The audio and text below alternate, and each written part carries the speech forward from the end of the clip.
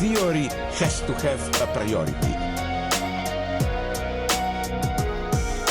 Capitalism and artificial intelligence are the same thing. The dimension of the future has disappeared.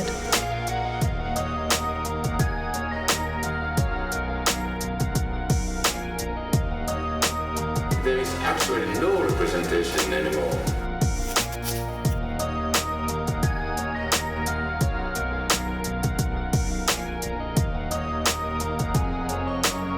There is no final resolution to contradiction. Militant proletarian snake handling over abysses never gets much wilder than this.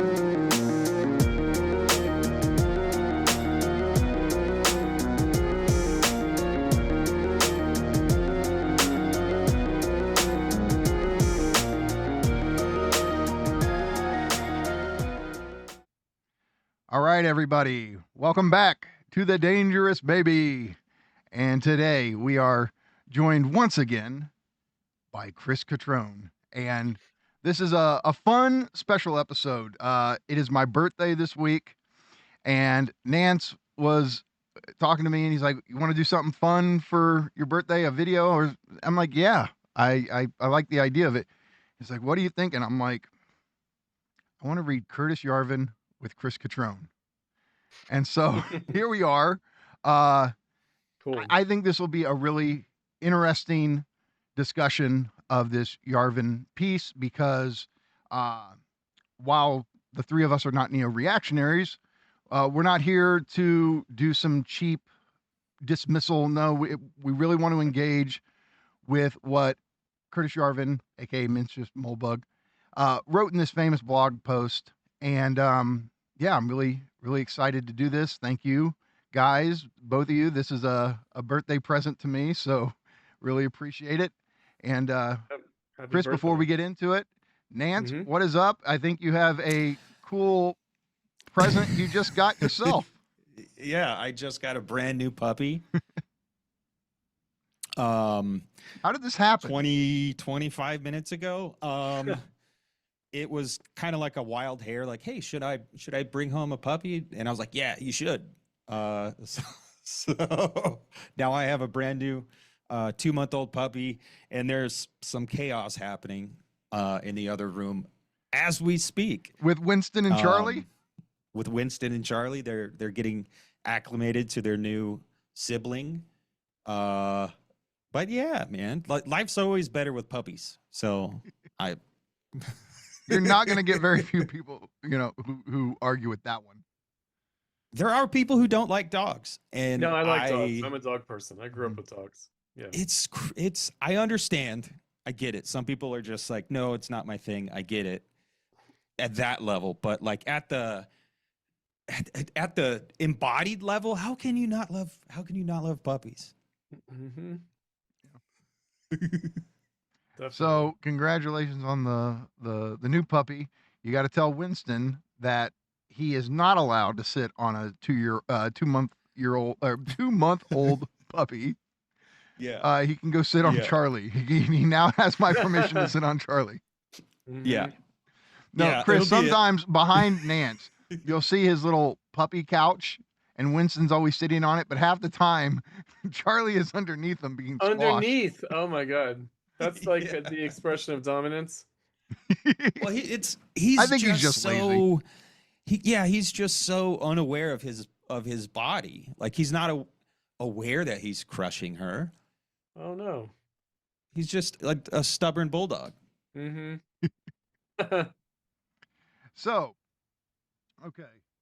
Speaking of stubborn bulldog, we're here to read Mr. Yarvin, and this will be fun. So, no offense, Curtis, just having some fun.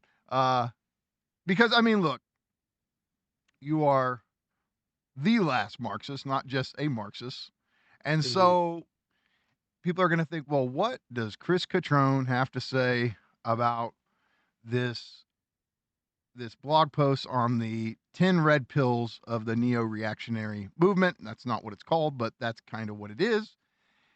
And Yeah, so I think even Nance and I are not quite sure what to expect from this, but everybody, we're going to read through this blog post. It's very short, but essentially, this is where the whole talk of the red pills comes from, and it's about accepting 10 hard truths that are essentially anti-democracy truths.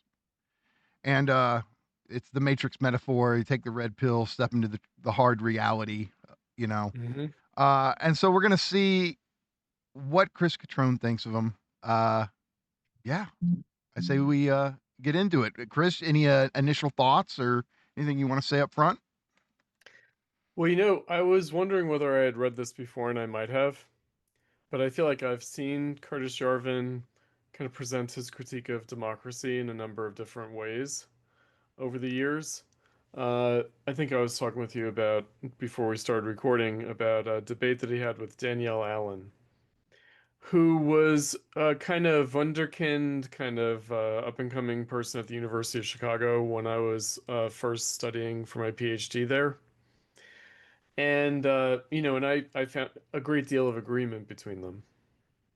And, uh, and I thought at the time, okay, really, this is the question of the state in capitalism. And the kind of crisis of neoliberalism that we've been going through for almost 20 years now, I think. It really starts in the War on Terror and proceeds through the Great Recession. So it's very much of the recent past, at least, this kind of discontent with democracy and what's meant by that.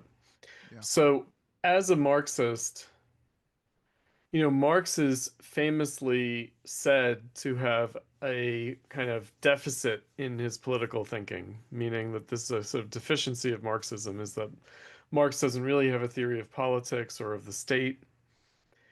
And I, of course, beg to differ, meaning I've studied Marx as a political thinker, and also in the context of political science. That was my discipline in college, and also my mentors, like people like Adolf Reed, he's a political scientist. And so, in fact, it's always been clear to me that Marxism was about politics, that it wasn't about a kind of economic determinism, a kind of vulgar Marxism, but that it really was about the politics of the struggle for socialism. And in the millennial generation, I feel like Curtis Yarvin is the sort of shadow presence for the millennial lefts struggling with democracy and a kind of republicanism, like small r republicanism, like discovering Marx's republicanism. So there's a book, Citizen Marx by Bruno Leopold. But this has been going on for a while. Alex Goryevich, I feel like the Aufhebunga guys have been thinking about this, that it's been there in the background, meaning what kind of a democracy should socialists want? And they've bumped up against the question of what do we even mean by democracy? And I do think that Curtis Yarvin is a kind of a bad conscience for that kind of investigation. Meaning he's there to say, aren't you just begging the question? Right? And shouldn't we, in fact, question these things more deeply? And so I appreciate that. I do appreciate that. My own Marxist perspective on it, if I could give like a one sentence kind of précis of it, it would be Marxism understands democracy as a symptom. Meaning the question is, how does capitalism produce a need for democracy that it is unable to fulfill? So democracy is necessary but impossible in capitalism, and it's a new need for democracy, and it comes with capitalism. It comes with the Industrial Revolution. It comes with the proletariat. That it never entered anyone's head to have universal suffrage before the 19th century, and there are good reasons for that. So I don't take democracy for granted. I don't naturalize it. I don't assume it as a good. Also, I think that the goal of socialism or communism is to overcome the need for democracy. So if democracy is a symptom of capitalism, then the goal is to overcome the need for democracy. Okay. Right. That's So you know interesting. that Pierre Joseph Proudhon, the father of anarchism, he was famously asked, "Are you a Democrat? Small d Democrat." And he said, "No, I'm not for the rule of the people. I'm for the rule of no one." Yeah, is that where he invented the term Anarchism. anarchist? No, I'm an anarchist. Yeah. Right? So I'm not a Democrat. I'm not for the rule of the people. I'm for the rule of no one. And in fact, Marxism agrees with that. I agree with that. That's the ultimate goal. Okay. Yeah, I mean it's interesting. I mean when we were talking with Nick Land last weekend, one of the things that is very clear whenever you talk to him is his strong anti-statist dimension. Hmm. And it's a weird thing. That's something that people on the left can also sympathize with too. And you know, this idea of a big bureaucratic state, I don't know if it necessarily has to be bureaucratic, but that's certainly, something that we shouldn't just accept as a good in itself. And so I have a lot of sympathy with people who say no, the state is a bad thing. I think, I mean, for my speaking for myself, I think I have some kind of default state realism where, like, of Sure. course, for now, We states are need it. going to exist. Yeah, like, but as far as in the future, I mean, I don't think I'm not a permanent statist. I'm not idealizing the state. And so, yeah, it's my own. I find this is one of these questions that I really wrestle with, Chris, where the status of democracy, the status of the state. Um, and so, yeah, this will I be would say fun. that they're Yeah. connected, right? So obviously we only need democracy to the extent that we need the state. So capitalism produces a new necessity of the state that also didn't exist before. And the goal is to overcome that need for the state. Mhm. The state is a symptom. Now, I guess we should be careful about definitions. Often when people say the state, they mean all sorts of things. They can mean the social collectivity, they can mean the polis, they can mean, the citizenry collectively is the state. Some people Uh, often just mean the government specifically. the government, yeah, there's like the actual people who are nominally in charge in office.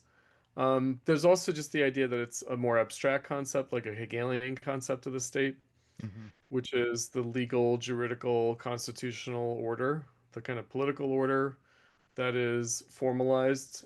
Again, republicanism in the sense of, ancient Greece had democracy, but Rome gives us the republic. It gives us like constitutionalism, rule of law. Which we could say is the overarching social structure. Yeah, but it's also like it's meant to be a check on democracy actually. In other words, it's democracy but only according to the rules of the Constitution and of the law rather than just unlimited will of the people So or rule of diet caffeine free democracy.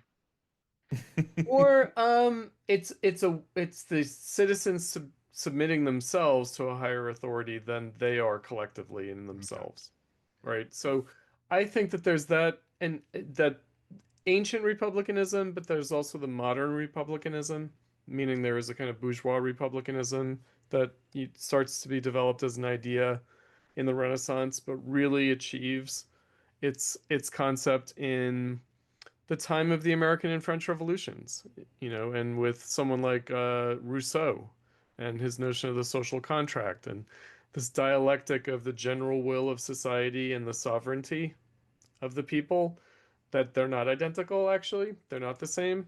That it's a constant relation between whether the sovereign is really an expression of the general will or not, and that the general will is not the majority will or the aggregate will of the people, but it transcends, right? Society itself has an interest that goes beyond the sum total of all individual wills. This idea. And that is like a more abstract notion of the state that informs Hegel. And I think that Marxism, on the other hand, flips it around a little bit it narrows the definition of the state to the special bodies of armed men, because it treats the state as not some transcendent embodiment of society, but as something that's rising above and ruling over society. Right, so this is a kind of 18th Brumaire of Louis Bonaparte idea. So it's the capitalist state, and I think the way that Marx describes it is when the bourgeoisie can no longer rule in the traditional way, and when the proletariat is not yet able to rule.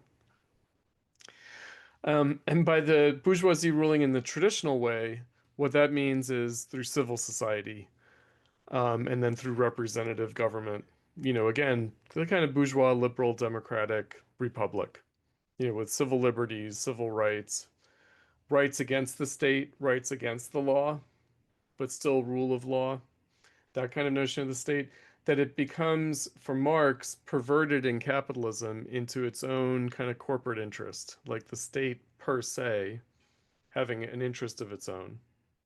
So what you were mentioning about like the administrative bureaucracy, the special bodies of armed men, including the special bodies who are not themselves necessarily armed, but who have the armed men at their disposal. The IRS, the Yeah, FDA. exactly. Yeah. Exactly. And, it's something that Woodrow Wilson, the new freedom, it's very Orwellian, the new freedom, that we can't have freedom the way the founding fathers, the revolutionaries in the American Revolutionary, we can't have freedom in their sense anymore because modern capitalism demands something different.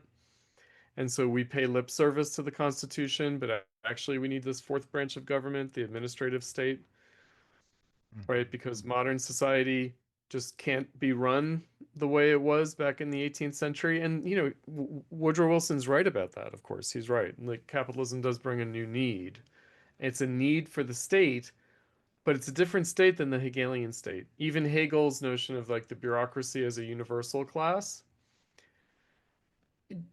it can't be the case in capitalism. They might think of themselves that way, but they're just there for the public interest. But in fact, no, they're there for capital, which doesn't mean the capitalists. Right? So what happens is this strange perversion of the general will of society. It becomes the general will of capital. And that demands the way I wrote something on Bonapartism is not Bonaparte, that it's political alienation. In Marx's view, this is political alienation, that we have economic alienation of labor through capital, but we have political alienation in the form of the state. Right? So the goal is to overcome that. Yeah, I mean, it's interesting, this connection, this relation, this antagonism between state and capital. I mean, what Yarvin and Land, kind of following Yarvin on this, end up saying is like, okay, we're not going to get rid of the state. We can't do a pure libertarian, right-wing libertarian thing. They kind of come to they're state realists in their own way, but what they want is for the state to be capital itself. So you end up getting this image of the CEO monarch that rules the territory, the Sovcorp, which is, a sovereign corporation. Instead of individual nations, you have sovereign corporations, you have capital states, so to speak. And so, there's this weird thing where, people who defend capital often are against the state, but ever since, and they'll celebrate Reagan, they'll celebrate Thatcher, but neoliberalism, like in its own way, force this connection between state and capital even more. And right, I think this is something that people on the right kind of overlook about Reagan and Thatcher, where they're like, oh, it's, they liberated capital. I'm like, I mean, isn't George Bush the fruit of this? Like, not really, right, exactly. So liberating capital has a paradoxical outcome, which is that it also, in a sense, liberates the state. Right? So again, we're dealing, in the last 20 years with the crisis of neoliberalism. And that just means that we're having to step back and question what we mean by all these different things, what we mean by democracy, what we mean by liberalism, what we mean by capitalism, in fact. It's no longer as straightforward. I mean, there was a time when these things were basically questioned previously, and that was the 60s. I'd say in the post-war world, there was like a real reckoning with what kind of a democracy is this? What is capitalism now? Is it an industrial society? What is this administrative state that we have from the reforms of the earlier period of the early 20th century, and how is it played out? Has it, basically questioning its kind of nihilistic character, that it had become an end in itself, right? So there's a strong anti-state character to the 60s, but that leads to neoliberalism. It leads to, okay, we're going to dismantle this oppressive state that we have around us. Pink Floyd's The Wall, but they didn't realize they were going to reconstitute capitalism in a different form, and maybe in a more elusively oppressive form. Right? So it's no longer the man in the gray flannel suit. It's no longer like the bureaucracy. I mean, the funny thing is that neoliberalism involved the growth of the state under the guise of a rebellion against the state. It still grew the state. And so I think that now there is a sort of attraction to, well, we shouldn't be anti-statist because that sounds like neoliberalism. We don't want to be libertarians, right? Because that seems just rankly ideological, like dishonest in some way, because there still is this state. So you're talking about like freedom from the state, but what you're really talking about is the freedom of capital. Everyone else is still under the police boot. Right?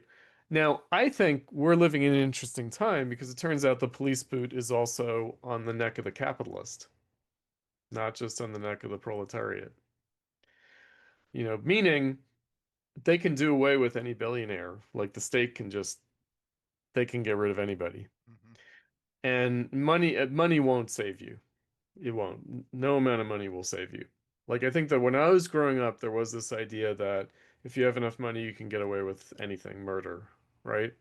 I mean, doesn't But Epstein kind of support what you're saying? Like, I mean, it sounds on one level, yes. On another level, look what they did to Trump.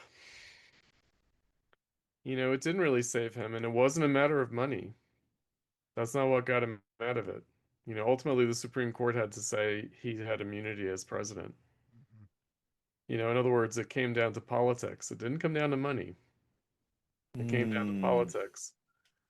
And a dubious form of politics, like the Supreme Court, And of course he had immunity. Like, of course, no president had ever been prosecuted because they do have immunity. You didn't need the Supreme Court to say so, but they had to say so, right? Because the system went after him.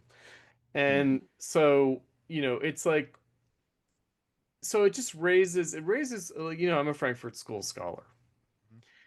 And it's an aspect of the Frankfurt School that was forgotten, but it was actually quite important to their overall view. So I think that they're known for the critique of the administrative society, the administrative state, but the administered society, really. But also they appropriated what they called the racket theory. So in the 30s and 40s, they were like, okay, maybe this isn't capitalism in the sense of the capitalists and the workers, or the bourgeoisie and the proletariat. Maybe things have degenerated into a kind of racket system. And it's the way they understood fascism.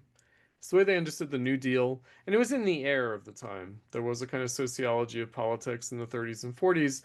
They didn't originate this racket theory, but they appropriated it as Marxists. And they were like, well, what is the truth of this racket theory? And it's associated with things like James Burnham with the managerial revolution, the cycle of elites, right? And that the cycle of elites is really just a battle of rackets. Or like C. Wright Mills, the power elite that includes like the labor union leadership. So maybe the unions are just a racket. And again, this is all like core to neoliberalism.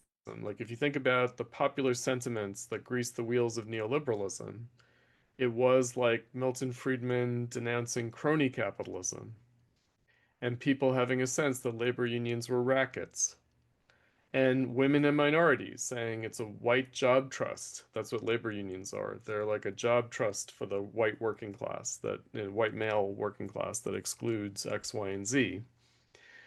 So that racket theory was powerful. And again, the Frankfurt School had, kind of put a Marxist frame on it and said, okay, what's the kernel of truth to this idea that things have degenerated into a racket? It's like FDR. So the racket theory is contemporaneous with FDR's New Deal, where it's like, on the one hand, okay, the New Deal sounds like the rationalization of society, but actually, beneath the surface, isn't it just interested parties? Isn't it just crony capitalism? Isn't it just rackets? Isn't it just political favoritism? Isn't it this kind of corporatism in that sense, in the political science sense of a corporatist state? You know, and neoliberalism was meant to do away with that, but of course it didn't. Right? Like the goal of neoliberalism was to put an end to that by reducing the state. And I mean, isn't the proof in the fact that the neo-reactionaries are having to like think up a new theory to a different approach? I mean, they're like, this isn't working. Well, what isn't working? Right. Neoliberalism. Right. And they confuse that with, so I read the Curtis Yarvin piece, and it has this kind of funny character to it, which is the breaking of a taboo. Or like the red pill, right? So you're kind of stripping yourself from illusions, like the scales are falling from your eyes, and then you're seeing things, right? And Neo at I'm the like, end of the Matrix. right. Very much, right? And I just thought, well, okay, so let's go with this. Like everybody likes democracy, everybody has to have this pious attitude and genuflect to the value of democracy, and he's saying, why? Why should we? But I think that he is confusing democracy with what democracy is under neoliberalism. Meaning that it's a kind of a shell game or something. Like you think you're doing one thing, but you're really doing another. Um, and so I was thinking, okay, what is democracy in this schema? It's basic stuff. This is like Civics 101. Consent of the governed. Meaning, is democracy just what you need in order to get the consent of the governed? Meaning you vote, and that shows your consent to whatever, right? You're consenting to the rule of whoever wins the election, and therefore you are consenting to being governed. And it's a strange way of thinking about democracy, though, right? Because it's not really about the rule of the people or the voice of the people. It's representative democracy. In my time, the far left, like situationism, has a critique of representation, and it's not just the So does representation of Baudrillard, images. Baudrillard does too. So it's not just the representation in the cultural, aesthetic, formal sense, but literally representation, meaning political representation. Meaning is and this was a criticism of like left comms against like Lenin and old style Marxism, which is that they recognized suddenly that old style Marxism was still representative democracy. It wasn't direct democracy. Right? There was representation through political parties. There was delegated authority through representatives elected.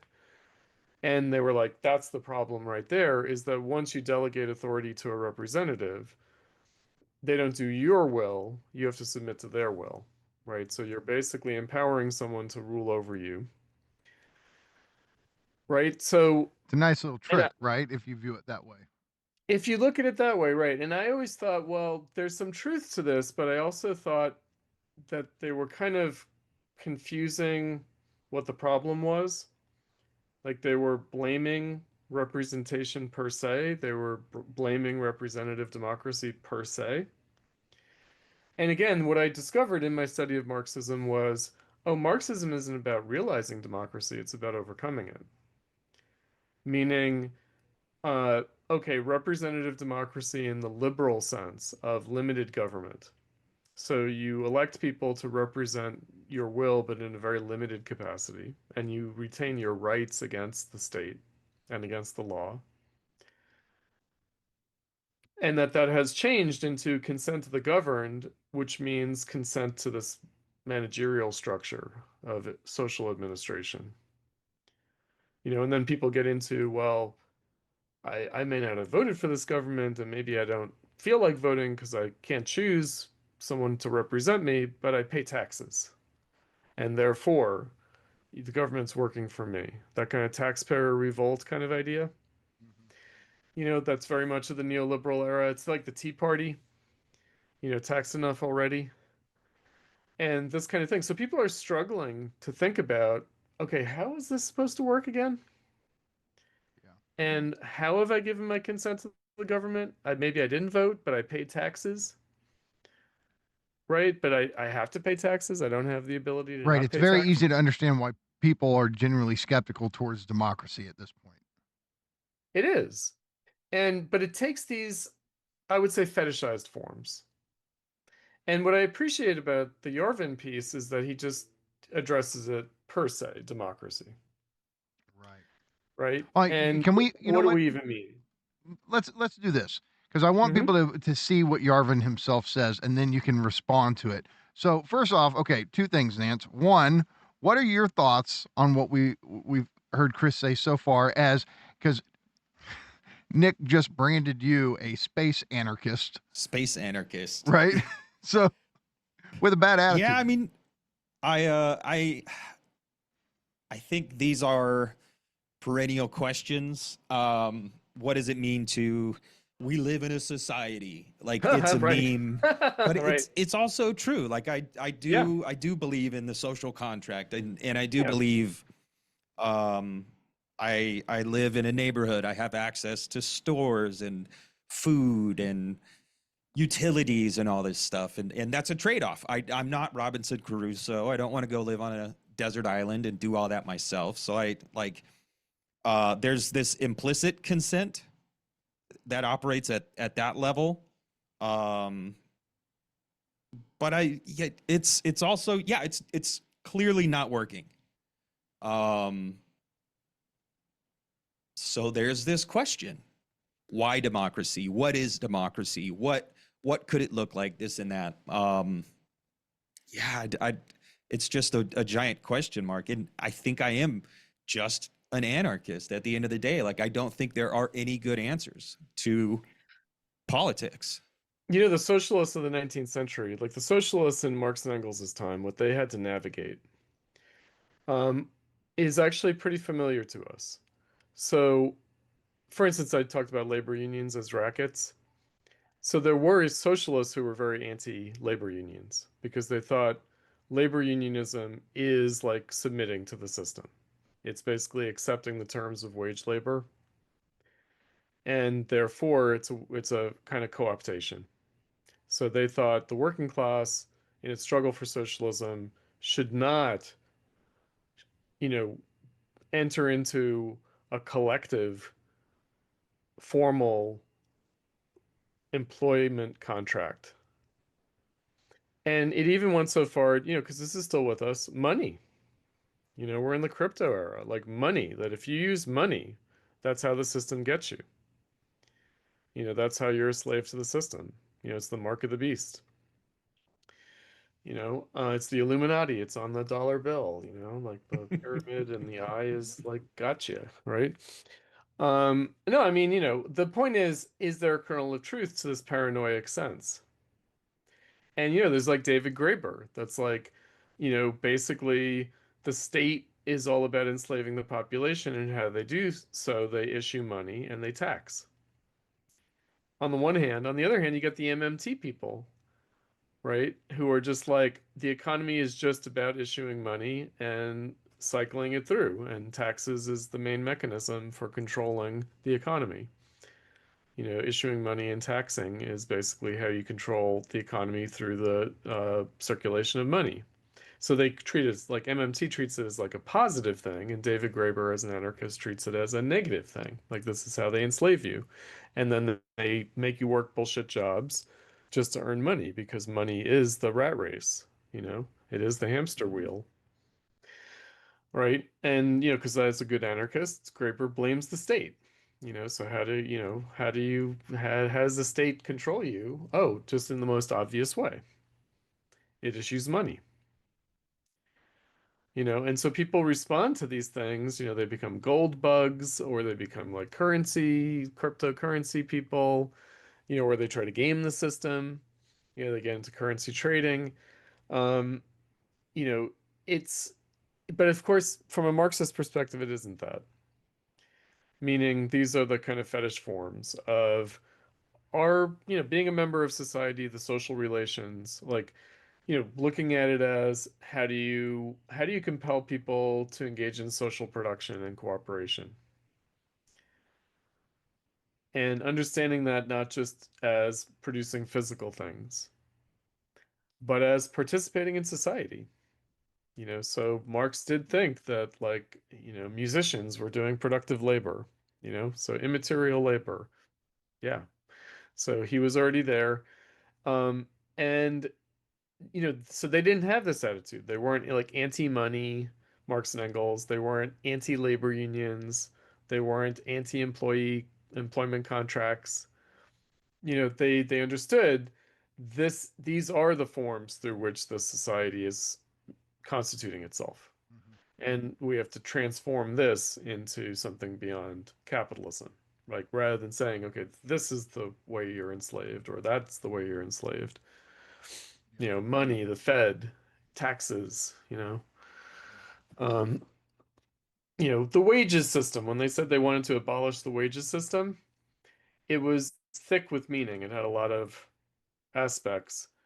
And I think that democracy, the fact that we have demands for universal suffrage, for democracy in that sense, contemporaneous with the rise of wage labor and with the rise of proletarianization, I think is not accidental.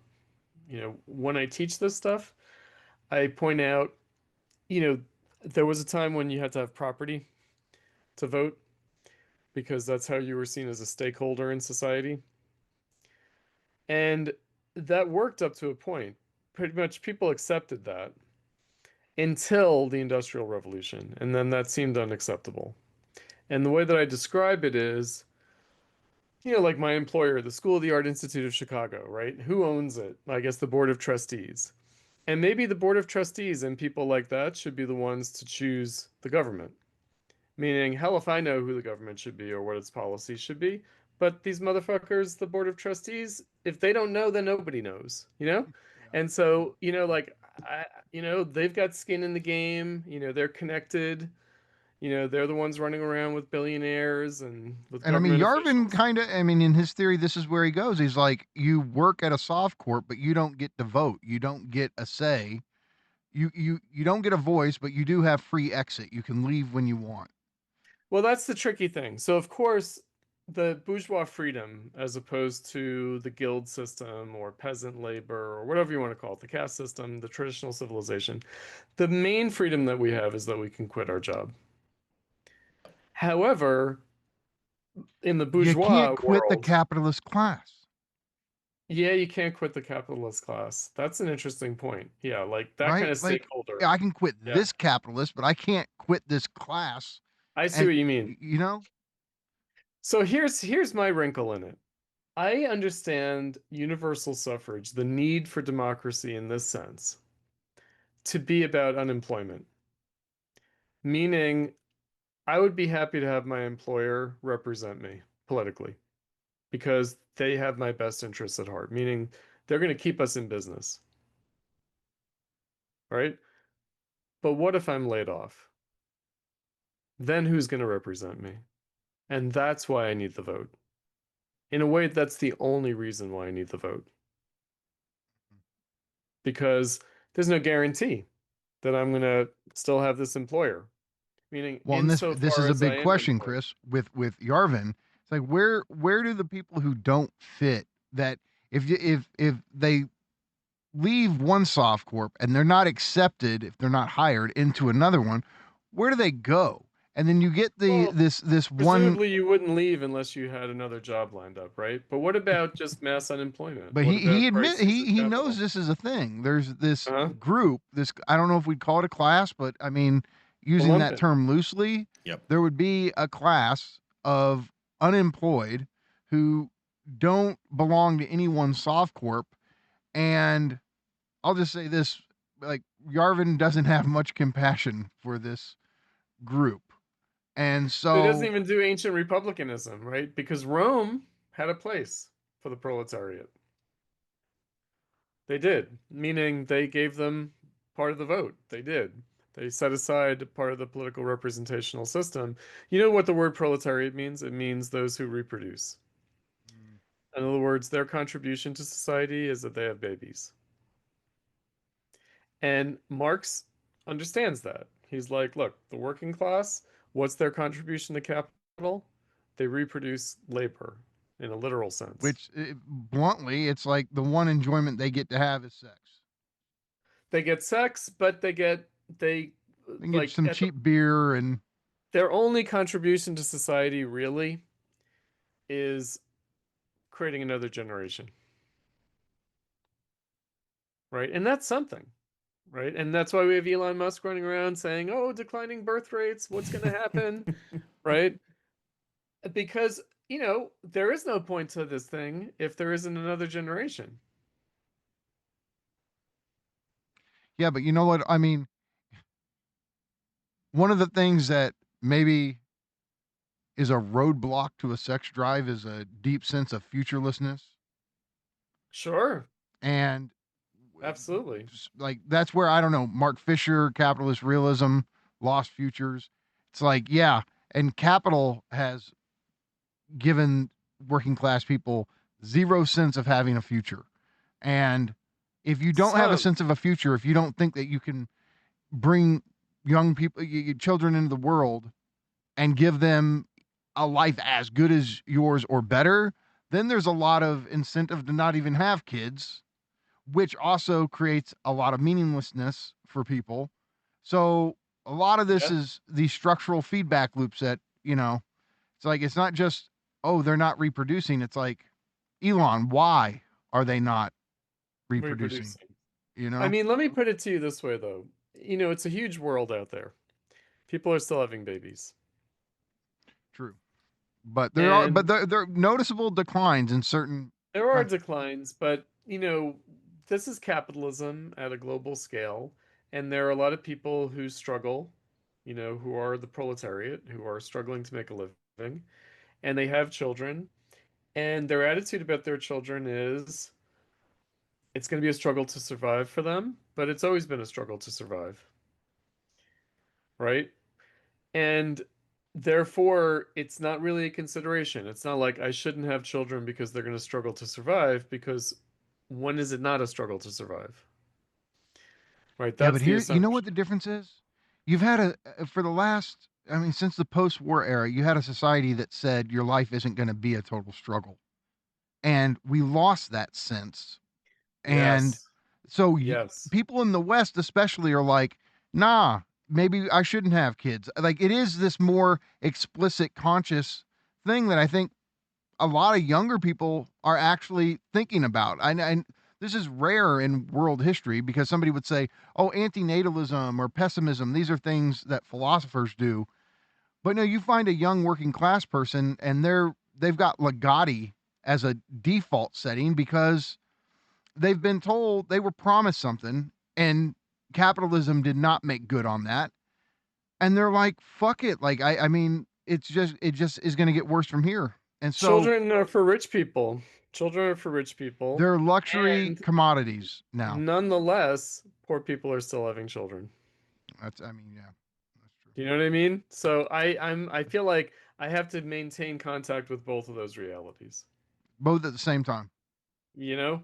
Meaning immigrants are still going to have kids. Maybe their kids will encounter some natalistic conundrum. But in the meantime, they're doing it. You know? Like, you know, like all of our Latino, Asian, African immigrants, like, yeah, your legacy population in the United States, your white Americans and your black Americans might not be having kids, but your immigrants are having kids. But aren't those precisely the people that people on the right don't want to have here? While But that's also the worrying future of about America. the That's population. America. Yeah. You know, I mean, it's like that is the future of the Republic. You know, like that just is, you know. Yeah. I mean, we can lament it, but that's the future. Okay, before we go any further, hold on. All right, let's actually do the thing. And they're still going to be struggling with democracy, and they're still going to be looking at the Constitution and thinking about Thomas Jefferson and what the fuck did these people mean? Yeah. You know, what is this democracy? All right, Nance, what's the best approach here? I say you want to read like the first half of this thing, and then we can go like pill by pill from there on. Yeah. Okay. It's only 10. Right. But they come like halfway through, and so I think the first half it's good to read as all together because I think it helps. Okay. Give this context. So cool. Do your thing, Nance. The Case Against Democracy: 10 Red Pills by Mencius Moldbug. Have you ever considered the possibility that democracy is bunk? I grew up believing in democracy. I'll bet you did too. I spent 20 years of my life in democratic schools. I'll bet you did too. Suppose you were a Catholic in 16th century Spain. Imagine how hard it would be for you to stop believing in Catholicism. You are a Catholic. Your parents were Catholics. You were educated by Catholics. You are governed by Catholics. All your friends are Catholics. All the books you've ever read were written by Catholics. Sure, you're aware that not everyone in the world is a Catholic. You're also aware that this is the cause of all the violence, death, and destruction in the world. Look at what Protestants do when they get into power. They nail genitals to the city gates. They behead their own wives. Crazy stuff. And let's not even start on the Turks. Now, suppose you're you, but you have a time machine that lets you talk to this 16th century Spanish Catholic version of you. How do you convince this guy or gal that the answer to all the world's problems is not more Catholicism? How do you say, dude, this Trinity thing, the virgin birth, transubstantiation, you know? So you see how hard it is to explain that democracy is bunk. Of course, I could be wrong. Who the heck am I? No one. And everyone who is someone agrees. Democracy is wonderful. So I'm not telling you that democracy is bunk. I'm just suggesting you might want to consider the possibility, or even just considering the possibility, the way you consider like UFOs or something. Put it down in the extremely improbable but not inherently impossible category. One way to consider this question is to look at an alternative. You can't beat nothing with something. You can't beat nothing with something. If you didn't believe in democracy, what would you believe in? Here's my answer, and it's a link to his formalism blog post. It's like Formalist Manifesto. Yeah. Another classic approach, though, is just to write up a list of heretical theses. Red pills, you might say. It worked for Luther. Why shouldn't it work for me? I won't, in this post, attempt to explain or justify these theses. They are for you, the reader, to analyze, to justify or refute. For convenience, I've matched each red pill with a blue pill. The blue pill represents the orthodox democratic perspective. If I'm wrong and democracy is not bunk, the blue pills are reality and the red pills are poisonous lies. Swallow at your own risk. Dun, dun, dun. Okay, so I mean, this setup, is it not very Socratic, though, in what it's intending? It's trying to get us to challenge not just one of, but arguably our most basic presupposition. Are, in Lacanian terms, the master signifier of all master signifiers. So democracy is this thing that typically no one challenges its validity. No one challenges, the whole. It's the worst form of government except all the others, right? This type of presupposition, and Yarvin's saying no. Let's actually challenge this.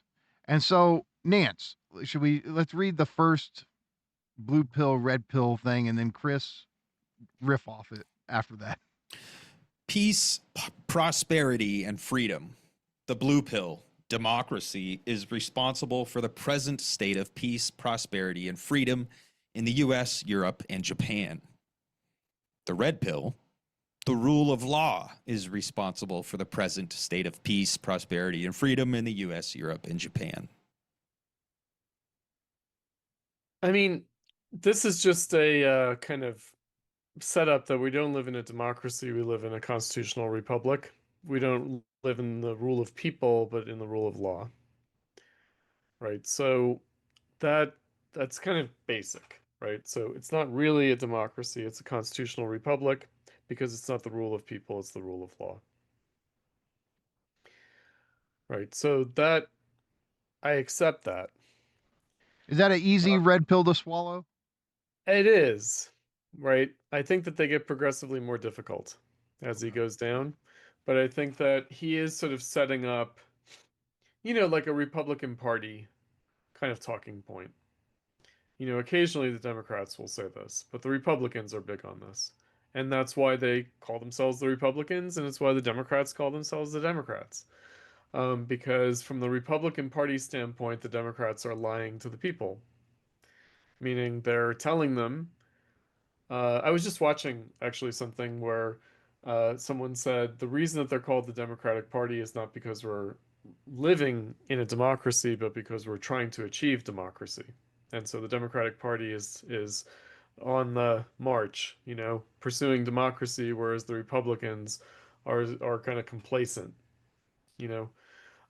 So we're still democratizing things. That's the Democrats, and the Republicans are like, well, no, we want to just keep things, not the rule of the people, rule of law, not a democracy, constitutional republic. Splashing some cold water on this Democratic Party demagoguery, this democracy claptrap. And so That's how they get away with. That's how they get away with rigging primaries and stuff like that. Because no, we're on our way to democracy. Yes, that's right. That's right. And it's an imperfect democracy, and we'll always be perfecting this democracy. And so the point is to not allow anything to get us off track. Right. Whereas the Republicans are the conservative party now, since FDR basically. And they're like, well, wait a second, we shouldn't lie to the people. We shouldn't demagogue our way into office. We shouldn't promise them something that's basically impossible. The only thing that we can promise people is rule of law. We can't really promise them democracy. Okay. Should we do the second one? Democracy, freedom, and law. The blue pill, democracy is inseparable from freedom and law. The red pill, at best, democracy is sand in the gears of freedom and law. At worst, it excludes them entirely, as in Iraq. Right, this is 2007 that he's writing this, right? And Yes. democracy in Iraq, of course, is basically the sectarian division of Iraq, where their attempt to be democratic is actually preventing the function of the state. Right, so here, if I might say, I think that he's a follower of James Burnham. Right, so James Burnham is known for the managerial revolution, but his more important book is called The Machiavellians, and the subtitle is The Defenders of Freedom. And he is looking at classical republicanism. So it begins with Machiavelli, and then it takes you up through Italian elite theory, so-called Italian elite theory of the early 20th century. And what Burnham, he was a Marxist, He was a socialist, he was a Trotskyist, he became a Trotskyist, not much of a Trotskyist. He was always a socialist, a Marxist, but maybe not that much of a Marxist. And then he kind of quit Trotskyism and he quit like Marxism. And basically, he was talking about the birth of political science as a discipline. And so political science as a discipline originates in the Renaissance and develops into the 20th century. And the main concern of political science is the defense of freedom. And what is meant by that is important. I think before we were recording, I mentioned that Curtis Yarvin had a debate with Daniel Allen. And they agreed on rule of law. And it was very Aristotelian. I think that both of them, both Daniel Allen, who is a classicist, studies ancient democracy, ancient republicanism as a political philosopher, and Curtis Yarvin basically agreed on Aristotle's kind of schema, which is monarchy, oligarchy, democracy. And Aristotle preferred monarchy to either oligarchy or democracy. And Yarvin had charisma, expertise, or it's charismatic leadership, which is monarchy. He had sort of technocracy or bureaucracy, which is oligarchy, and then he had populism, democracy. So he has his own kind of reinterpreted terms. But they agreed that, in fact, all three can work as long as they are subject to rule of law. So a little bit of a spin on Aristotle, the critique of democracy. And so what is the rule of law meant to do? It's not only meant to defend freedom in the sense of individuals, but it's meant to defend the freedom of society itself. Meaning the problem of democracy and the problem of oligarchy, and potentially the problem of monarchy, if it's tyrannical, if it escapes rule of law, is that they all impinge on the freedom of society to develop. So elite theory is about the cycle of elites and the need for political renewal when one system becomes obsolete, when it sort of outlives its purpose. It needs to be renewed. And basically, democracy is an illusion. That all that democracy is a means by which a new elite overthrows an old elite. So it's a kind of a necessary evil. But the idea here is, again, he puts freedom and law above democracy and points out that democracy is an impediment to freedom and law. So freedom and law are the values that one wants to preserve.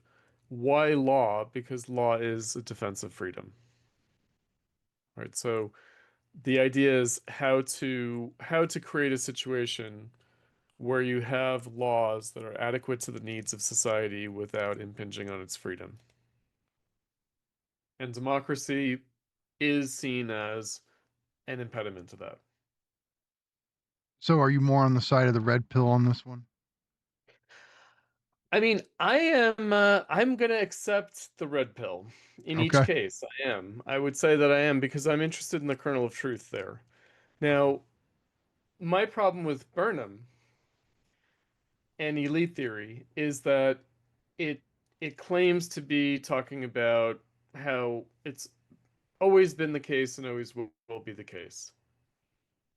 The kind of Pareto principle, the 20% rule. Whereas I think it's about capitalism. Meaning, I don't think that the Italian elite theorists of the early 20th century are actually thinking about the same things as Machiavelli, or even Hobbes, for that matter.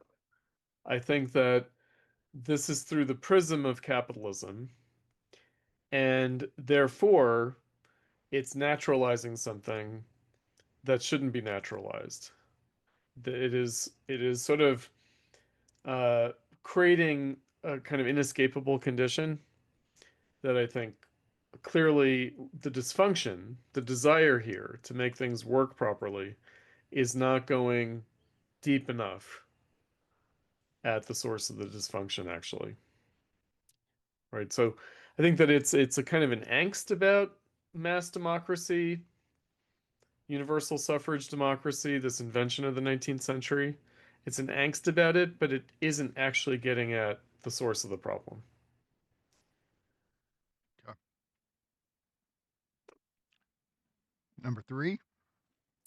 Fascism and communism. The blue pill. The disasters of fascism and communism demonstrate the importance of representative democracy. The red pill. Fascism and communism are best understood as forms of democracy. The difference between single-party and multi-party democracy is the difference between a malignant tumor and a benign one. Oh my God. Oh man. Which is which? I mean, look, a benign tumor is much better than a malignant tumor. Let's be real. Yeah, right. Right. Now, look, I agree that fascism and communism, in the negative sense of communism that he means like Stalinist totalitarianism, that they are democratic phenomena. In other words, they're not about the absence of democracy. They are an expression of democracy. Now, I should say right up front, that seems counterintuitive to most people, right? Because they think, well, of course they're not democratic, they're authoritarian states. So, how do you see them as democratic? Well, they're illiberal democracy. That would be the term, right? So when he says multi-party versus single-party democracy, what he's really raising is liberalism, liberal democracy. So if you have a single-party democracy, what you have is an identification of the party in the state. Whereas if you have multi-party democracy, parties are not identical with the state. And therefore, that kind of political pluralism is a kind of guarantor of social freedom, societal freedom, civil liberties, civil freedom, civil society against the state. Because parties are voluntary organizations. Can we use the term checks and balances here? To a certain extent, although we're talking about something else. So checks and balances would be the kind of system of government, whereas parties, per se, are these things that arise out of society. And, civilian government means that we're not ruled by professional state officials like military officers, right? Aristocrats. So civilian government, meaning there is a meaningful distinction between a civilian and a non-civilian. If you're in government, you're no longer a civilian. Especially if you're like special bodies of armed men, like I was talking about earlier with Marx. So we have civilian government in the sense that there's like a permanent deep state. There are permanent armed bodies of men, special bodies of armed men. And like the police don't change when a government is elected. It's the same police, but they submit to civilian authority. All right. Now, if you have a single party state, then you have a collapse of that distinction between civil society and the state, because you have an identification of the political party with the state. You have a kind of partification of the state, dominance of the state by the party, but really what it is the dominance of the state over the party. So I do think that there's a difference there between multi-party and single party. One of my points in my kind of deep dive and recovery of Marxism is to discover, actually Marxism was in favor of multi-party democracy. In other words, Marxism is liberal in this sense. It's not like what happened with the single party dictatorship was unintended and unfortunate and fatal.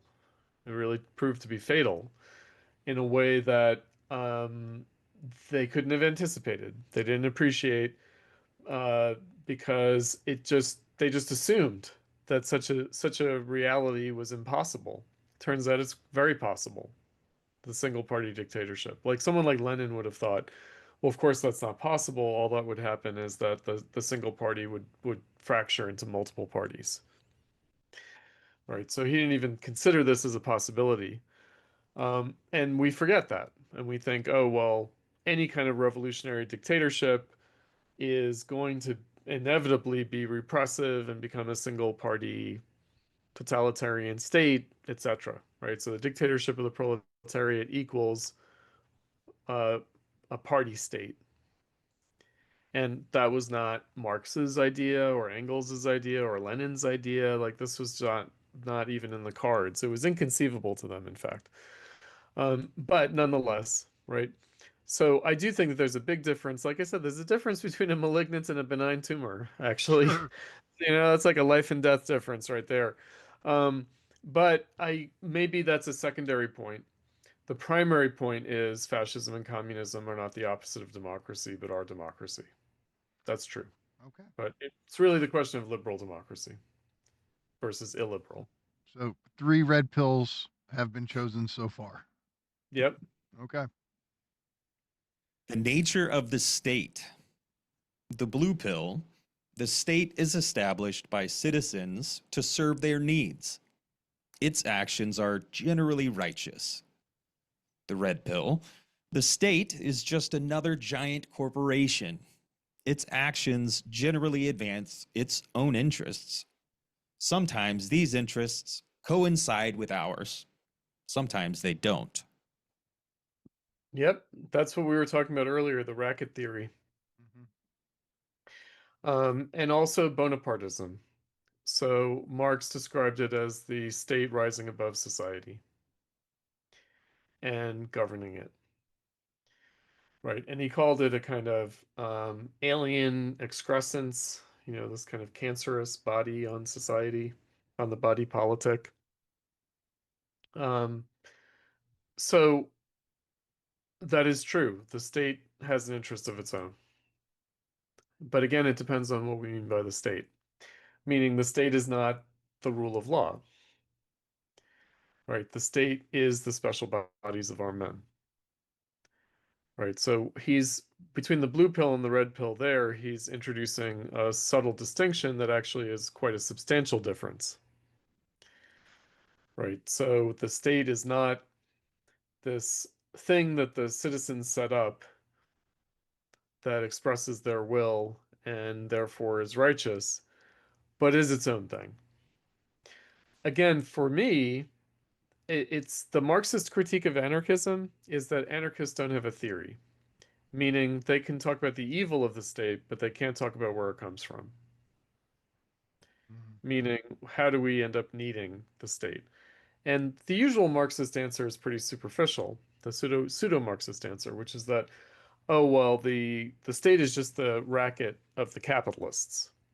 It's like the creature of the capitalist class to keep everyone else down. Would that it were. That would be quite simple then, right? If we could say, well, the state is the capitalist thing. No, it's worse than that. It's actually worse than that. That would be simple. That would be easy. That would be what like Bernie Sanders calls oligarchy. When Bernie Sanders says we're not living in democracy, we're living in an oligarchy. You know, that's a pretty optimistic view. Meaning if you could just say, okay, the capitalists got together and created this thing, the state, that they use collectively to rule over us.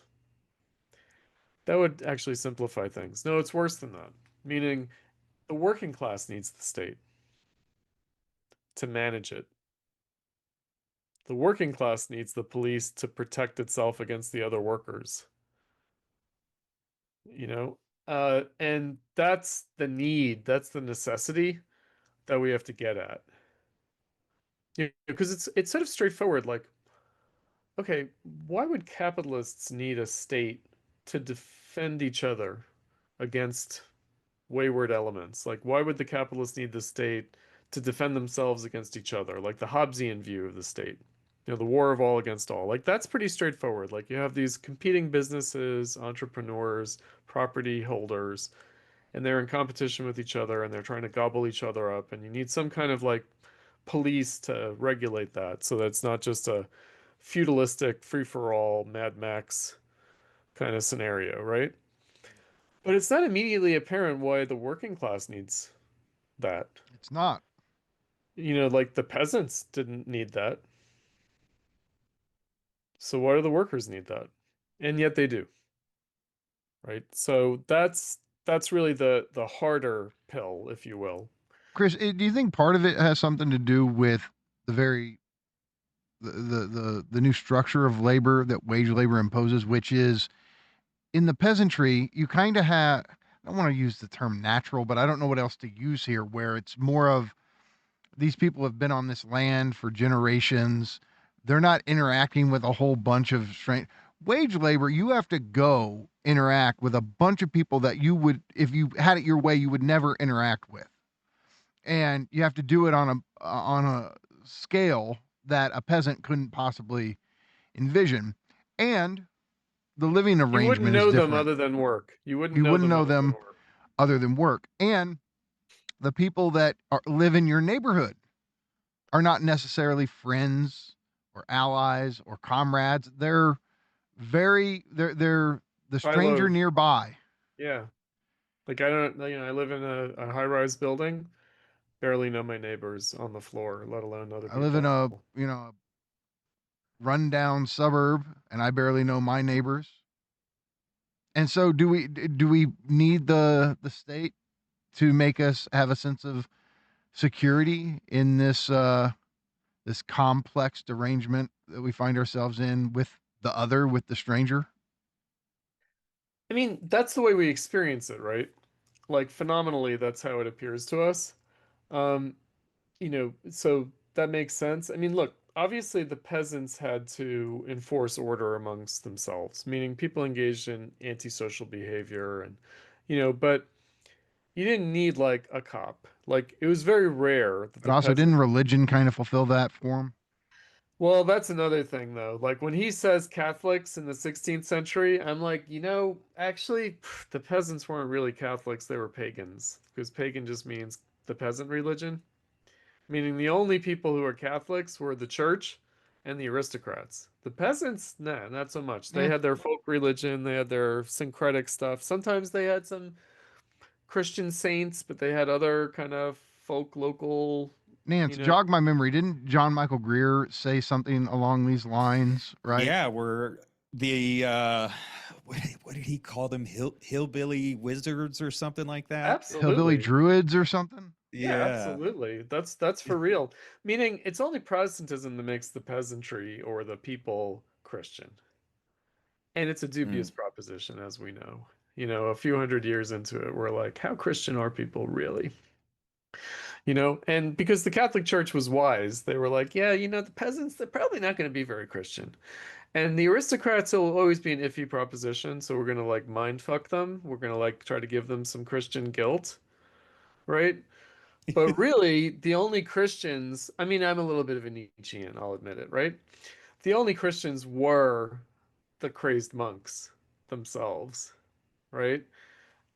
So did religion do that? No, there was like folk culture, folk morality, but they seldom had to call in the aristocrat to settle disputes. The professional theologian? Or the theologian. They seldom had to do that, right? They really seldom needed to do that. They govern themselves. In other words, like that's our image of anarchism. Our image of anarchism is they took care of their own business. Like, the peasants in the village, they didn't need an external authority to settle disputes between them. I mean, they had like village elders, there was like authority structure, but there weren't like special bodies of armed men. There wasn't the state. Yeah. It wasn't the state. It wasn't like rule of law. There was rule of custom, rule of, tradition, and I mean, in fact, our bourgeois common sense about like folk wisdom, bourgeois society comes from the peasantry. It doesn't come from the aristocracy and the church. It does come from the people. It really does. It's the transformation of the people from peasants into workers.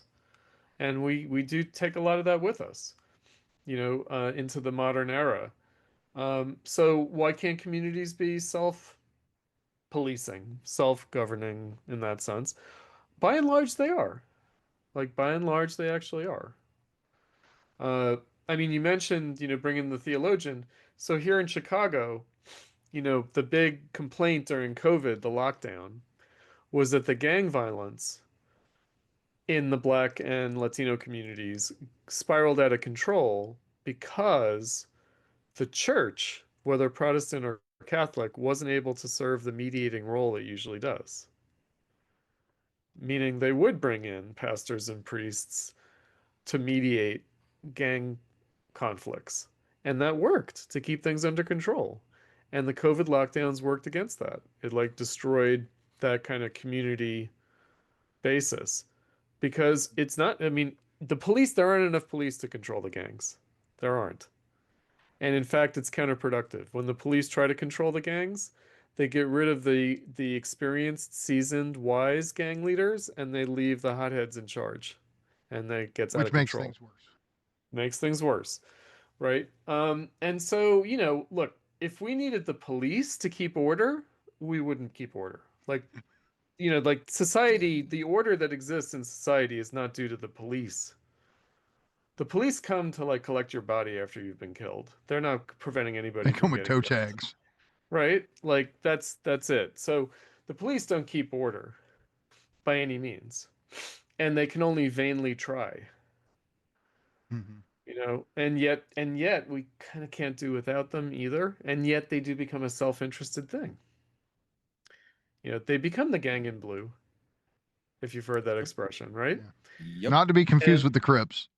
right, exactly. But and they have their own like code of silence, and they protect their own, and all this stuff, and which also makes sense. It makes perfect sense. Who's going to look out for them other than they themselves? Uh, they can't trust the elected officials to protect them. No, they'll be sacrificed. They'll be scapegoated, you know.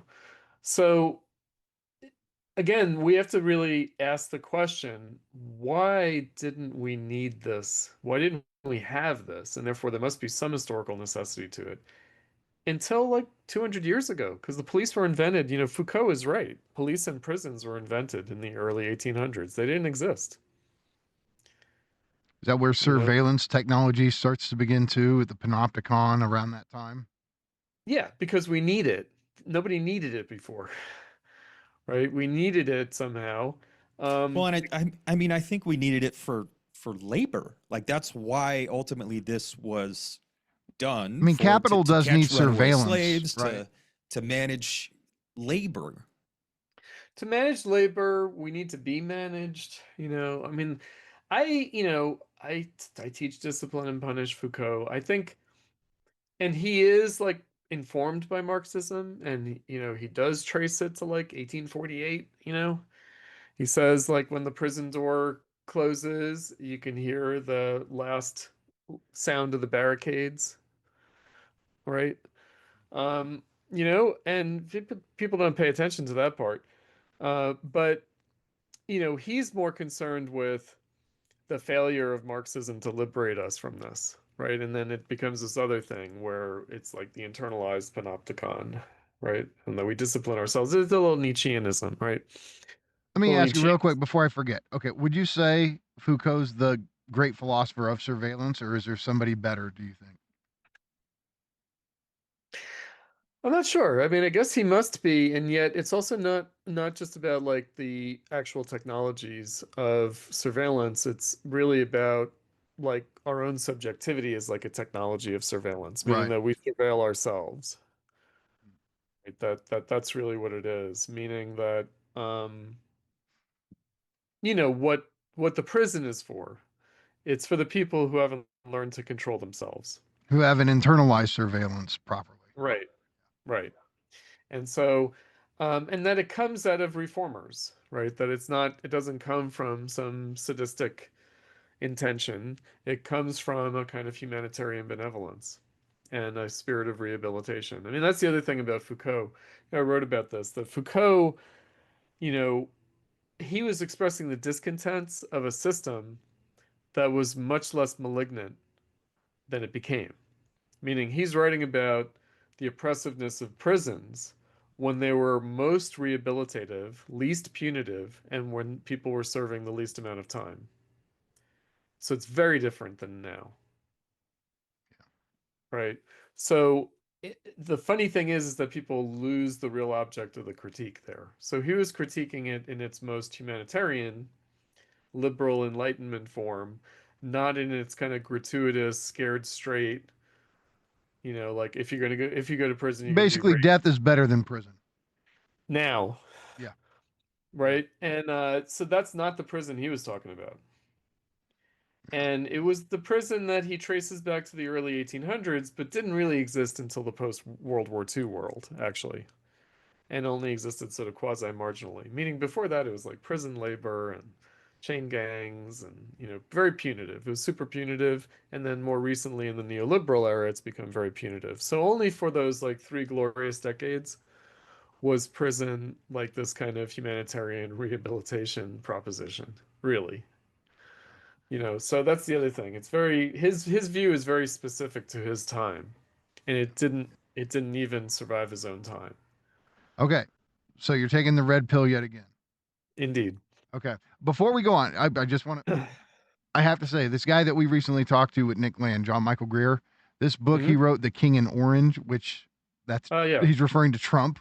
I just have Uh-huh. to say, I was so surprised when I got into this book. This is a much greater Marxist account of the rise of Trump. Now, John Michael Greer wouldn't go for me calling it Marxist. Right, exactly. But what I'm right. saying is he is so much more tapped in to what working class people were actually thinking that I was sitting there going, this is so much better than the fucking pundits who given their bullshit opinions, that I was like, man, this druid has a better class analysis of Trump than the professionals. But of course, I mean, I guess that's, of course he would. Wow. So, okay, which one are we on? 5? Number 5, the power structure of the West. The blue pill. Power in the West is held by the people, who have to guard it closely against corrupt politicians and corporations. The red pill. Power in the West is held by the civil service, that is, the permanent employees of the state. In any struggle between the civil service and politicians or corporations, the civil service wins. That's right. So I would, again, accept that somewhat provisionally. This is another kind of James Burnham kind of managerial revolution kind of thesis. Namely that the private property corporations and the elected civilian officials, civilian authority in the state, are effectively subordinated to the deep state, to the permanent bureaucracy. What he's calling the civil service. I mean, basically, civil service is associated with the kind of progressive reforms of the state, like civil service reform. The idea that you have to be qualified, that it can't just be favoritism, nepotism. And so some kind of streamlining or rationalization of the state, the modern bureaucracy, that those are the people who are really running things. That's largely true. Now, in the neoliberal era, it's complicated by the fact that you can have civil servants become politicians. And you can also have civil service employees become corporate employees. So there's a kind of revolving door between the private corporations and the civil service. So in a funny kind of way, it refers to an earlier moment, meaning Yarvin is really talking about the mid-20th century. He's talking about the progressive era. It is much less of a straightforward proposition in the neoliberal era. And the neoliberal era is passing. So I think that it's almost like he's calling for a restoration of that mid-20th century role of the civil service. He's himself a product of this, by the way. So he's the child of State Department civil servants, professional diplomatic corps state employees.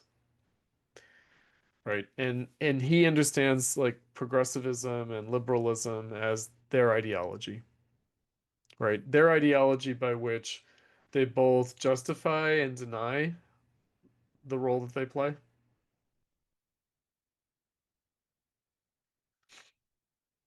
Okay.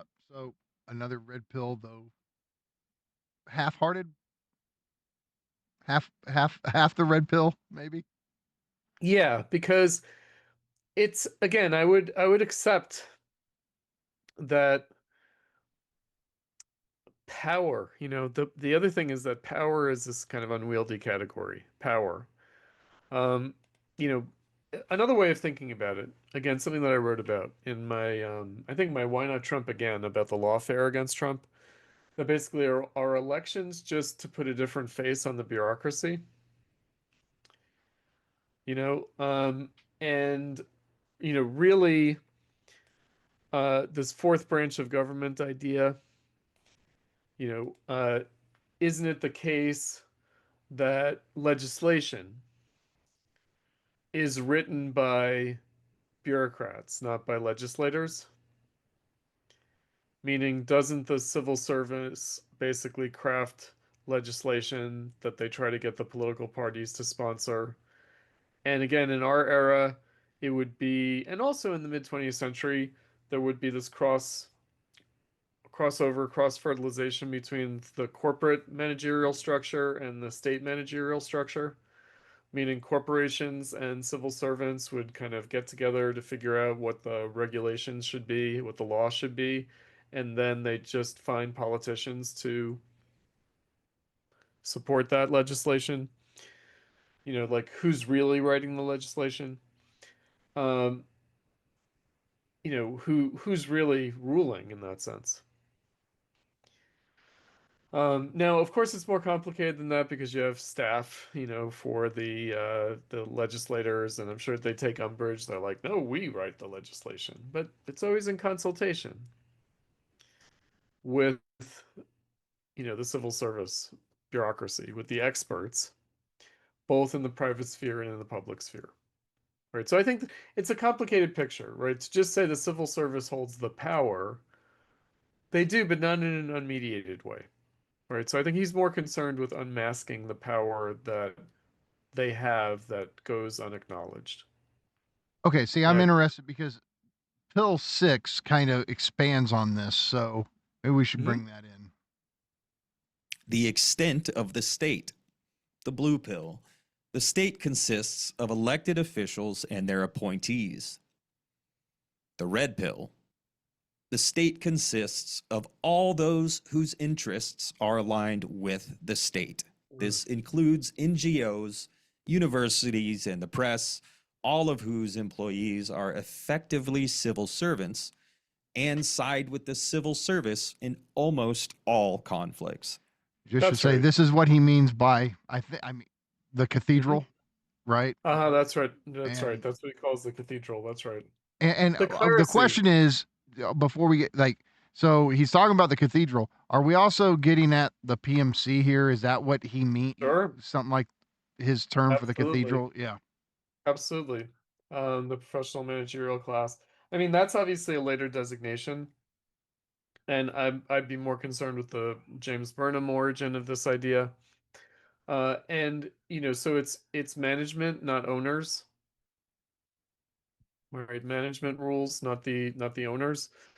So I would, yes, I would accept this. And this is related to the previous one.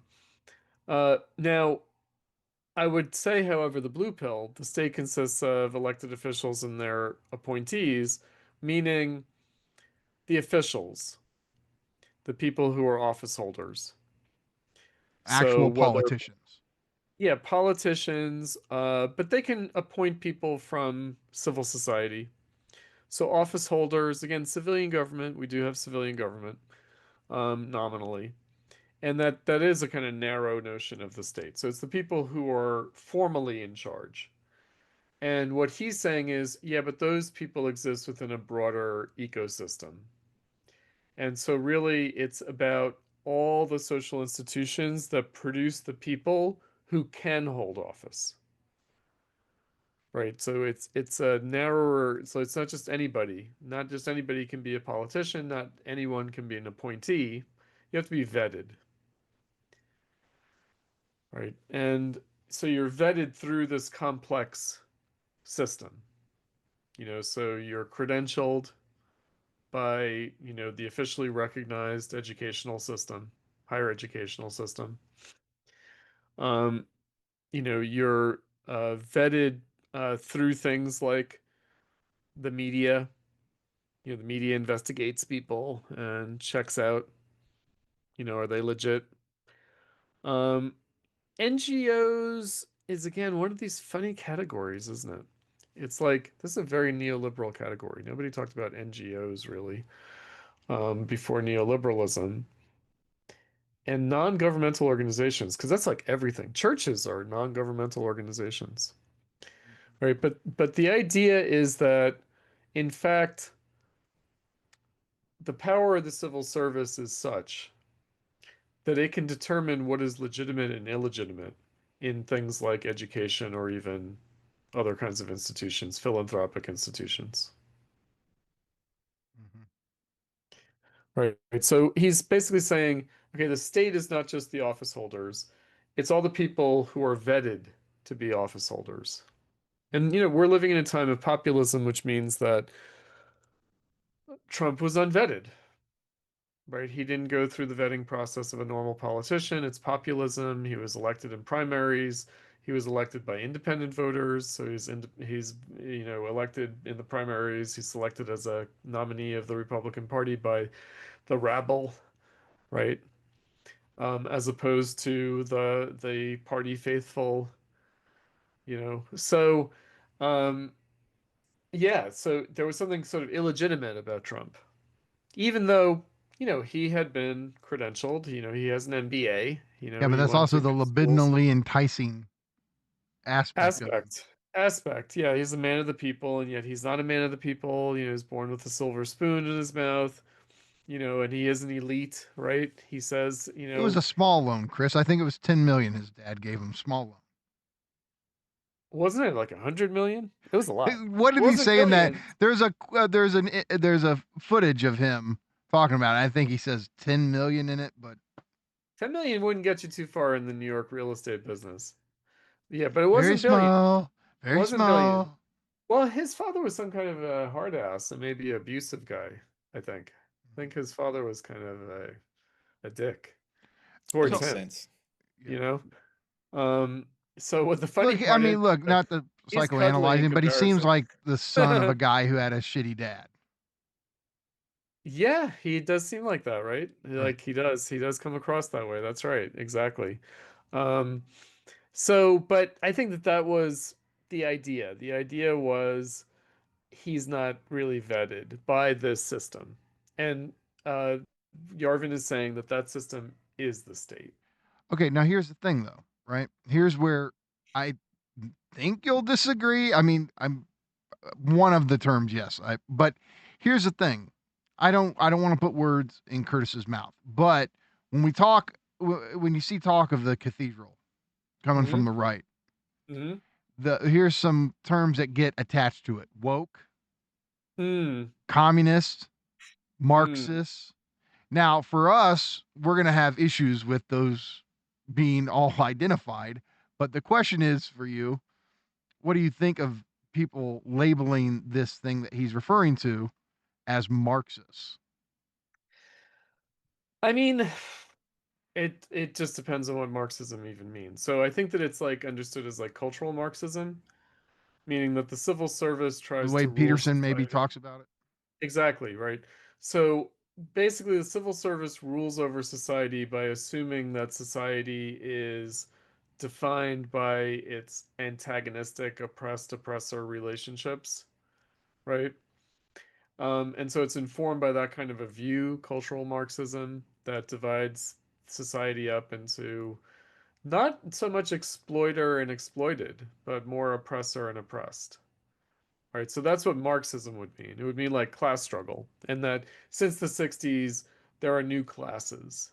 And of course, you get a lot of this because you have like protected classes, like the legal definition in the civil rights legislation. So you have groups of people in society who are recognized as legally protected classes, meaning people who are legally protected against discrimination. So straight white guys are not protected against discrimination, but queer black women are, right? So they have that notion of class, of like class struggle. They think that that's like Marxism. Now, the other ones that you raised, so they're Marxists, they're communists. Woke communist, yeah. Well, woke would just be like the latest flavor of elite ideology, right? It'd be the latest theological innovation in the cathedral, right? Now, communist. Do you agree that wokeness has a religious dimension to it? Yeah, to a certain extent, meaning it's an ideology. It is like a moral imperative. You know, it is a way of like, you know, it's a sin that, you know, you're meant to struggle against, you know. It has all those qualities to it. You know, for me, it's more of the same. Because everything that is in wokeness, I've been aware of since I was a teenager. You know, as a kind of ideology among this group of people that we're talking about. Communist, though, that's an interesting one. Because I think that by communist, they mean like apparatchik. I don't think they mean like radical egalitarian or socialistic in view. I don't think they really mean that. I think they mean apparatchik. State authoritarian, Stalinist. Yeah. Meaning, I'll just use Trump. He's got a great way of putting it, right? He's like Bernie Sanders. He's a socialist. He's a crazy, crazy Bernie. He's a socialist. And we disagree with him, but we can respect him. He has principles. He's a socialist. We disagree, but we understand he's a principled guy. Kamala Harris, she's a communist. She has no principles. She's only interested in power.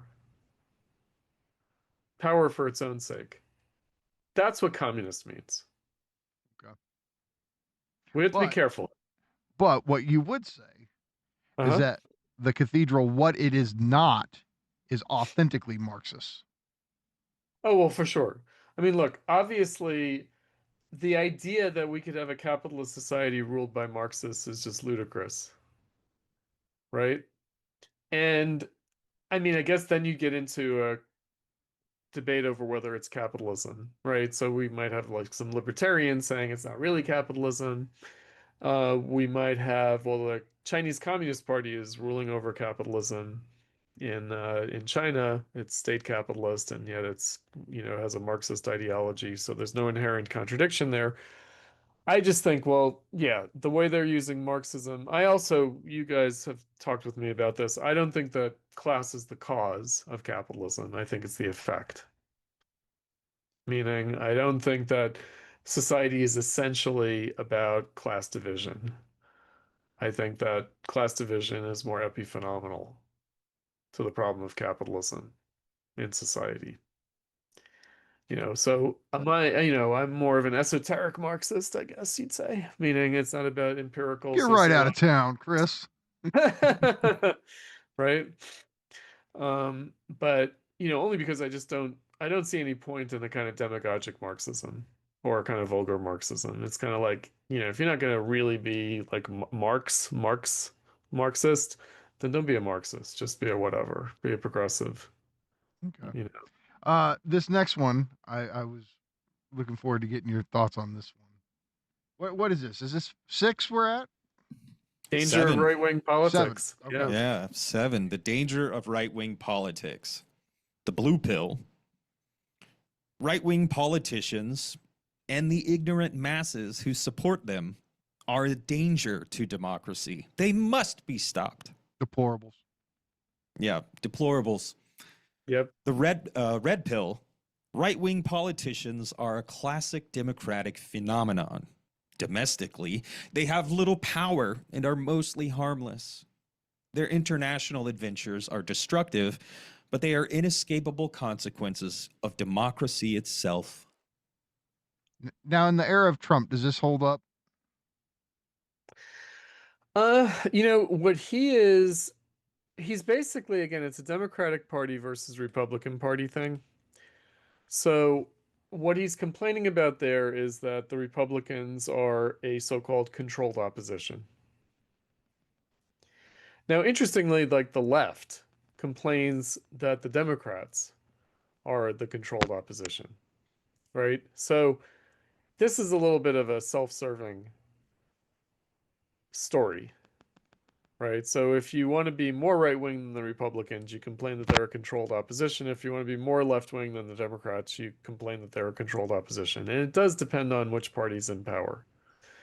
But I think that he's trying to voice something. I mean, look, I would say that despite the Reagan Revolution, and despite the fact that it seems like government has been controlled equally, alternatingly by both parties since the Reagan Revolution, that we still live in a Democratic Party dominated state. So you're taking the red pill. Yeah. And I just think that that's just a fact, meaning with FDR, the Democrats went from being the opposition party to being the dominant party, and the Republicans became the opposition party, and that's just the truth. That's just obviously the truth. And that the default ideology of the civil service is Democrat since the FDR era. And that's what he's talking about, right? And the default, like what he's talking about, the NGOs and the universities, and even the private corporations, the default ideology is Democratic Party.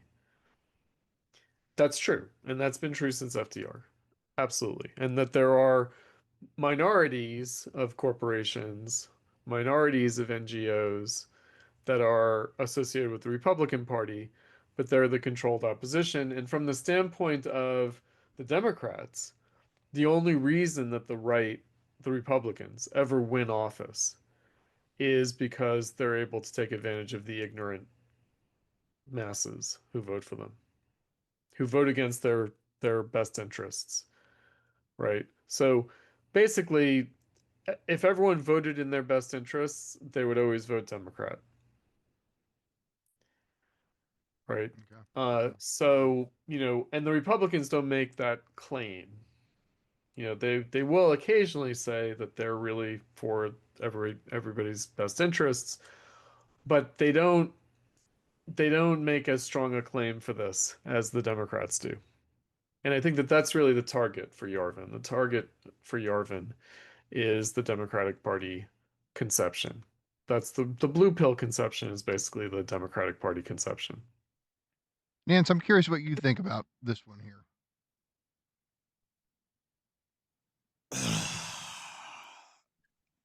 I mean, I think I think it's all controlled opposition.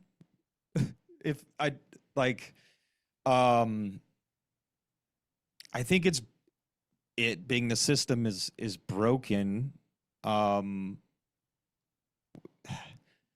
Like we don't have a democracy at all. Like to say democracy is horrible and let me point to America to show you why. Like, well, we're not doing democracy. We're doing, I don't know, America. We're doing capitalism. Like ultimately, like, no, we're doing capitalism. We're not doing anything. I was watching today, either today or yesterday. I think it was today. It might have been yesterday though. There was like a Senate confirmation hearing of Markwayne Mullin to replace Kristi Noem as DHS secretary. And Rand Paul was head of the committee in the Senate that was considering his nomination. And Rand Paul, confronted him and said, you celebrated my being beaten, right, because of some petty thing with legislation that had occurred, and tried to get an apology out of Markwayne Mullin. So they're nominally in the same party, right? These are not opposite parties. They're both Republicans.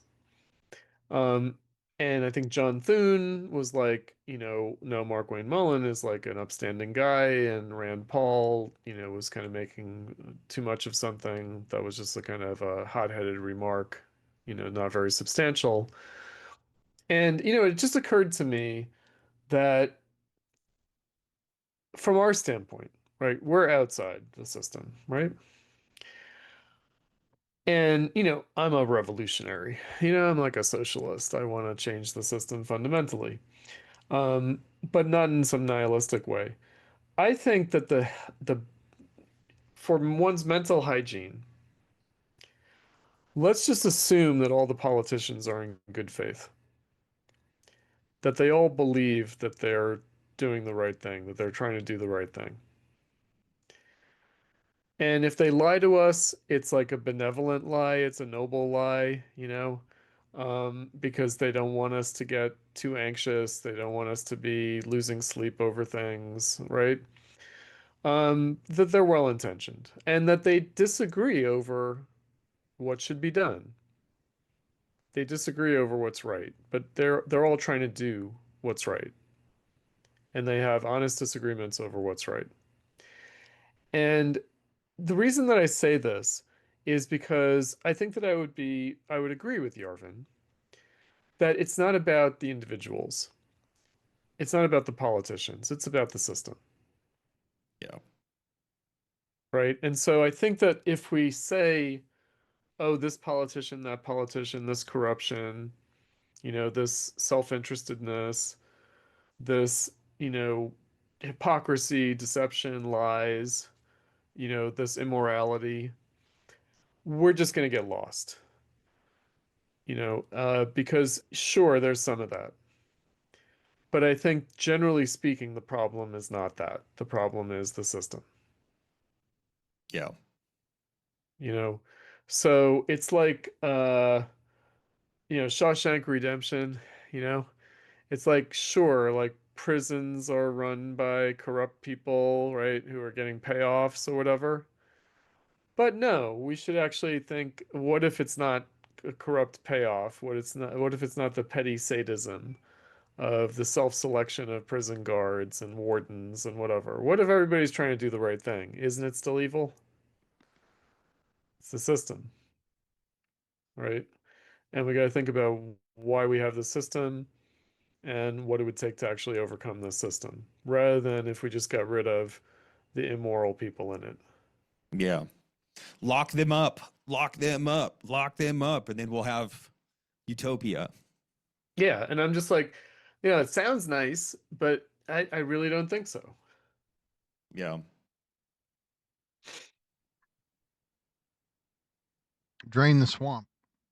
Drain the What if swamp. the problems? But what's the swamp itself should be drained? Well, the swampy creatures, the swamp creatures. I mean, there's something a little bit systemic about the drain the swamp idea. There is a kind of like, it's the system, it's the inside the beltway, it's Washington, D.C., it's this consensus view that loses touch with reality and that is self-serving ultimately.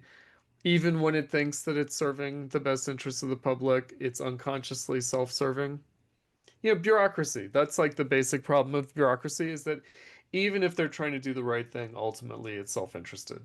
They're just trying to keep their position, right? Even if they think that they are the experts who have the public good in mind, ultimately, when the rubber meets the road, when push comes to shove, don't they make decisions to keep themselves in positions of authority, rather than, if they have to choose between the public good and their own position, aren't they really going to choose their own position? Yeah. It'll come down to, well, we can't, the lesser of two evils, the lesser evilism is always going to win out, and the lesser evil will always be, well, we'll keep us in power because at least we do care. Exactly. Right. Exactly. So exactly. So I know I'm not doing a perfect job, but the alternative is worse. Yeah. Right. And so, but again, we have to think, well, not just why do we tolerate this, but why do we actually need this in some way? Right. In other words, what's the necessity that's generated from below rather than just the power that's being asserted from above? Is it because we also lack a vision of a structural alternative? I mean, in part it is that. I mean, the structural alternative is dicey because, again, to get back to the anarchist point, the goal would be to not need to live within a structure, at least the way we understand structure.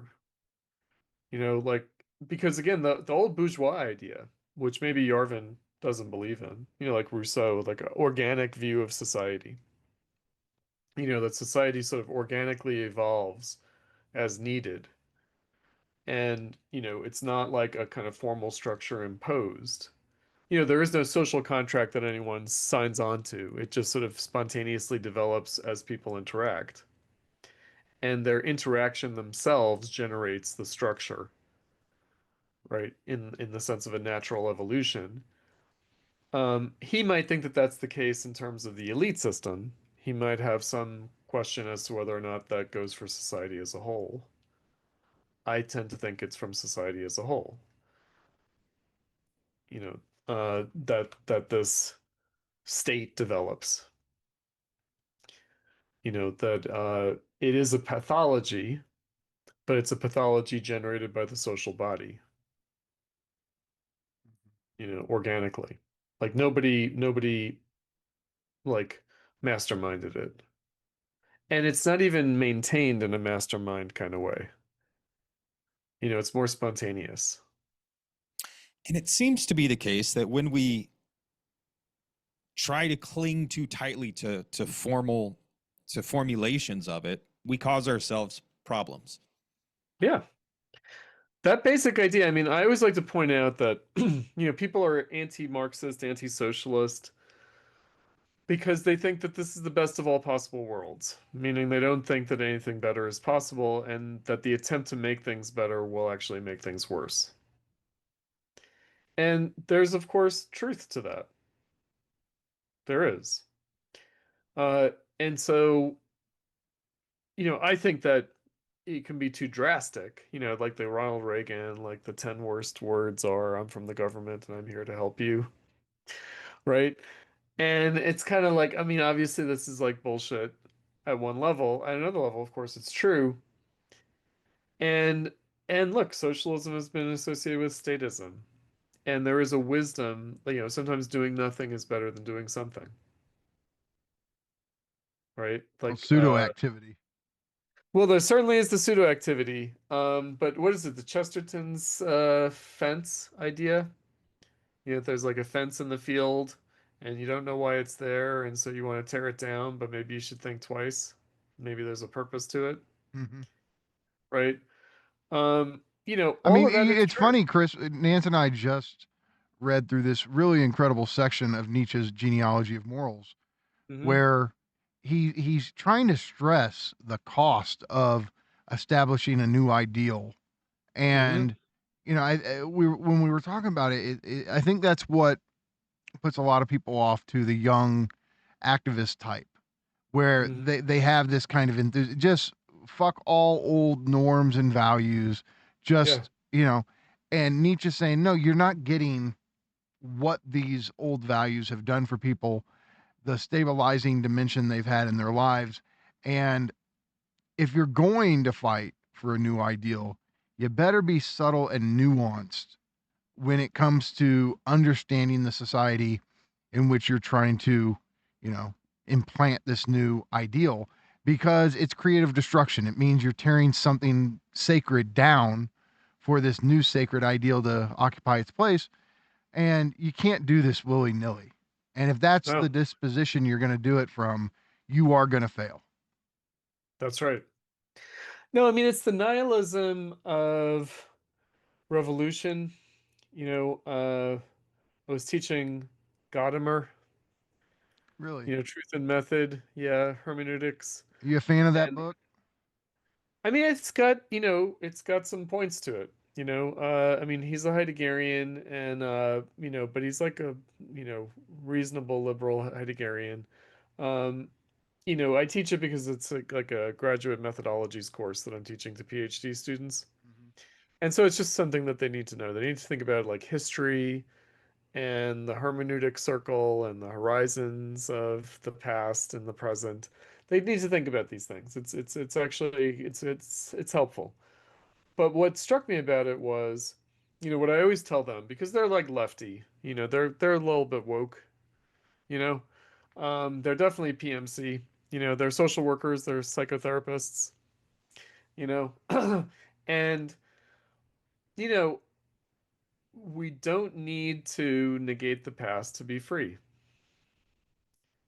right? This is the basic Gadamer point about Enlightenment and Romanticism, which is that the Enlightenment had this negative view towards the past, that freedom was about negating tradition.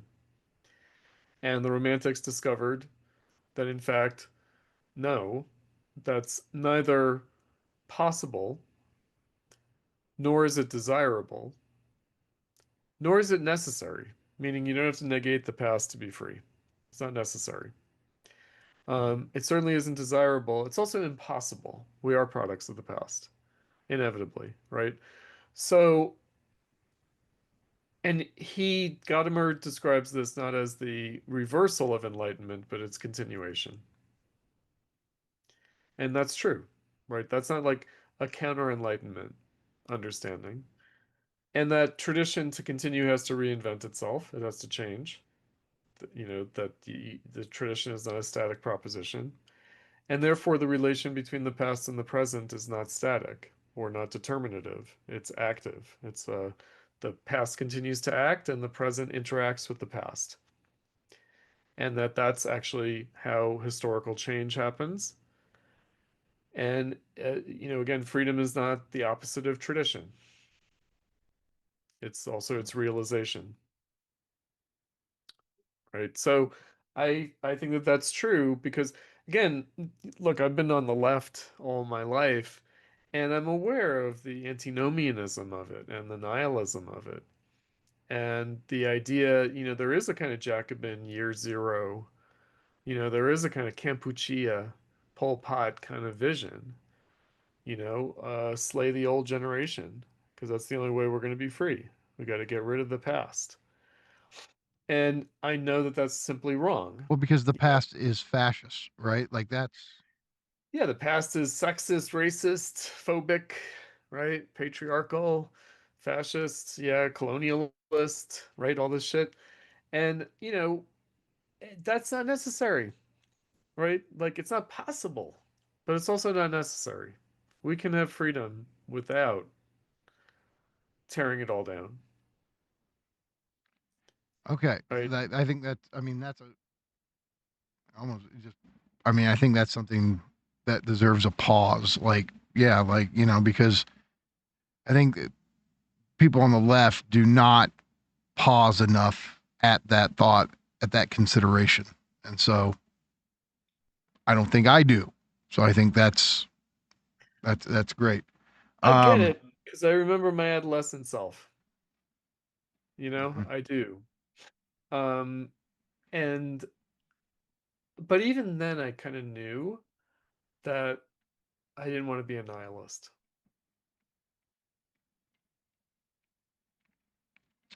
Neither did Nietzsche. Right. Absolutely. No, that's right. He's struggling with the problem of nihilism. He's not advocating it. Very in that section he says he's aspiring to be antichrist and anti-nihilist. So, all right, should we do number 8? Democracy and nonpartisan government. True democracy is not merely the rule of politicians. For a democracy to succeed, a nonpartisan decision-making process is essential. Civil servants, especially judges, must be isolated from politics or they will become corrupt.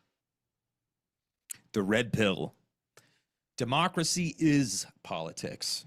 Any other definition is Orwellian. The absence of politics is the absence of democracy, and apolitical civil service government is indeed better than democracy. But this is a low standard to surpass. I thought this one was a little bit clogged, meaning I thought this was less clear than his others. I agree. And there are a few moments here of unclarity, but this is one of the ones that stood out for me.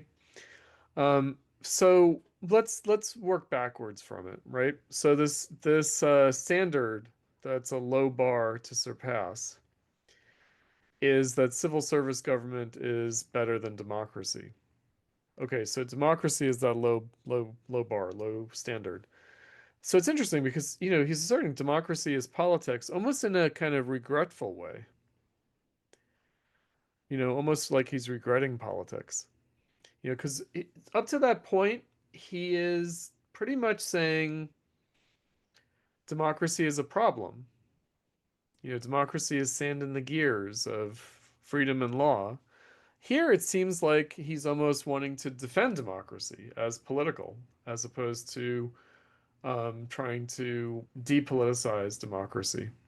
Right. So I think that it has to do with, again, how he's trying to get people to face up to the necessity of civil service government, what he's calling civil service government.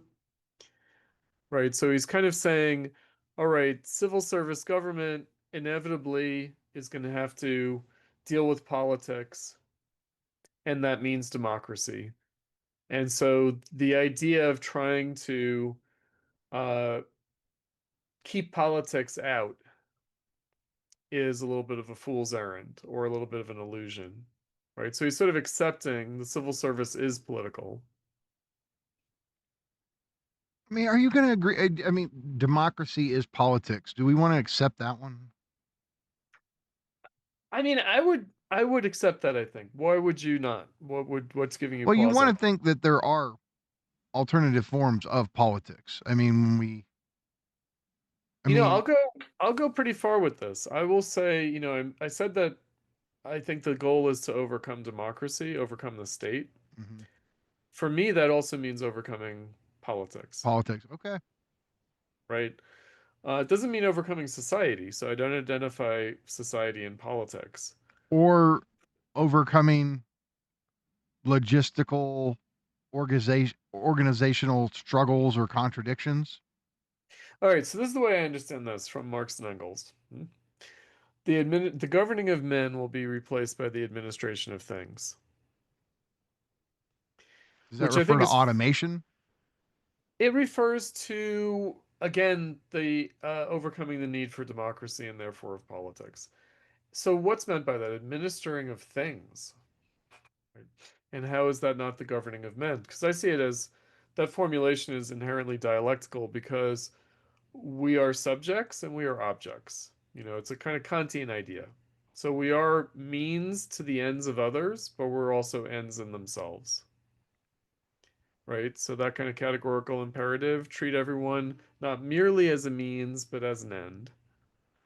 That means that we do treat each other as means. We do. Inevitably, we do that. So the difference between the governing of men and the administration of things is also about we're both. We are subjects and we are objects in society. So what does it say to replace the governing of men with the administration of things? That would seem to be almost a dystopian nightmare, right? That would almost be like a kind of technocratic, management of us as objects. Total surveillance. Or something, yeah. But I don't think that it's really meant that way, because it's connected up to the idea that work will go from life's prime need to life's prime want, meaning that we will work because we want to, not because we need to. Which I mean, okay, and maybe this is just semantics. I call that the life of passion, opposed to the life of work. But that's just what I would call is productive activity that one finds life affirming and generating meaning in one's life.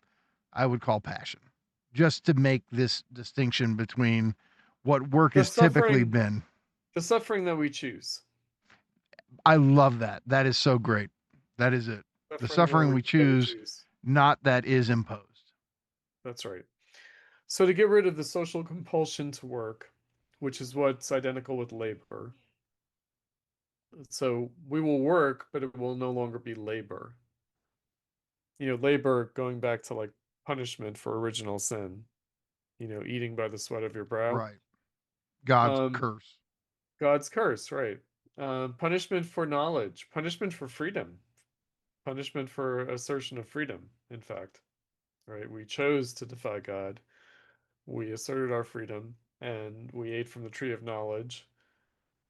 Right? And so now we have to labor. So it is okay. So how is that connected to the administration of things? Well, because we work because we want to. It also means that, work, the transformation of nature, right, the interaction of things, it becomes something not political, meaning that there's enough freedom in society for people to do a variety of different activities that don't have to be adjudicated in their value in a political way.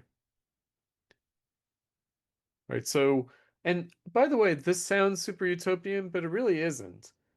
There's already a great deal of room for this kind of freedom in bourgeois society in comparison to traditional civilization, and including in capitalism. Uh, so I think that it's about realizing that possibility.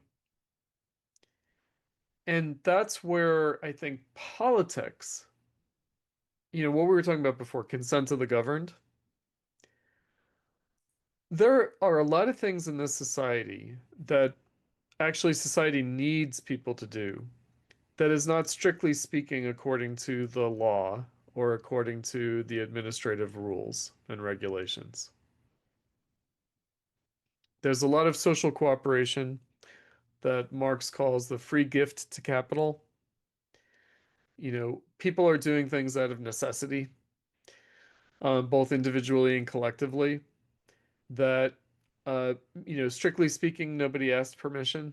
And if you asked permission, you'd probably be told no.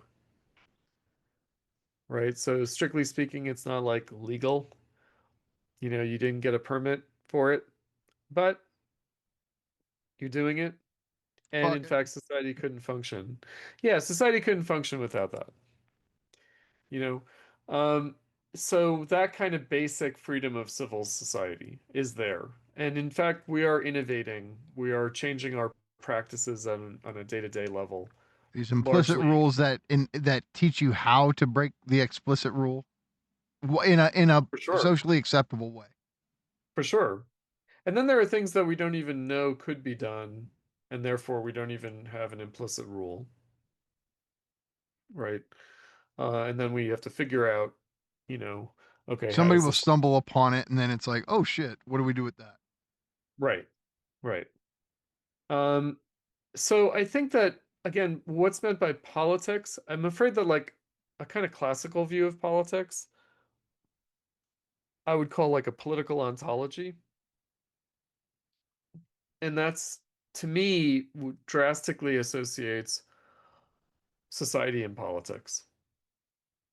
So I think that politics is more about the assertion of power.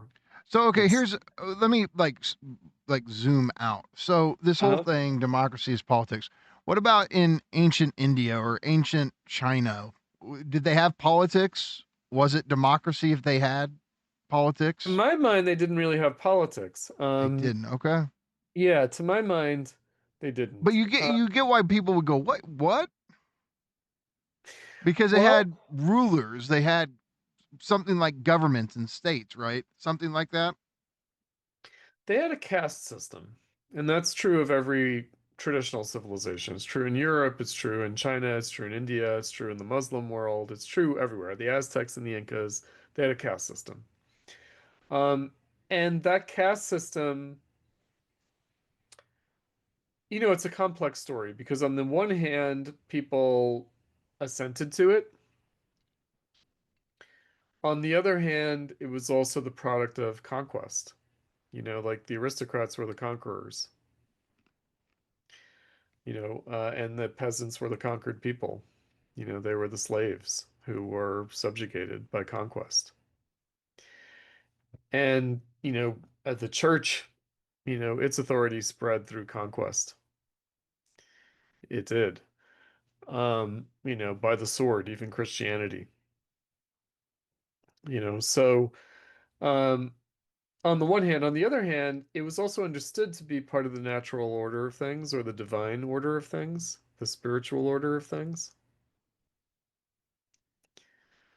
So Could you say that politics proper emerges when we reckon with the fact that there is no spiritual divine order of things? We have to organize it ourselves.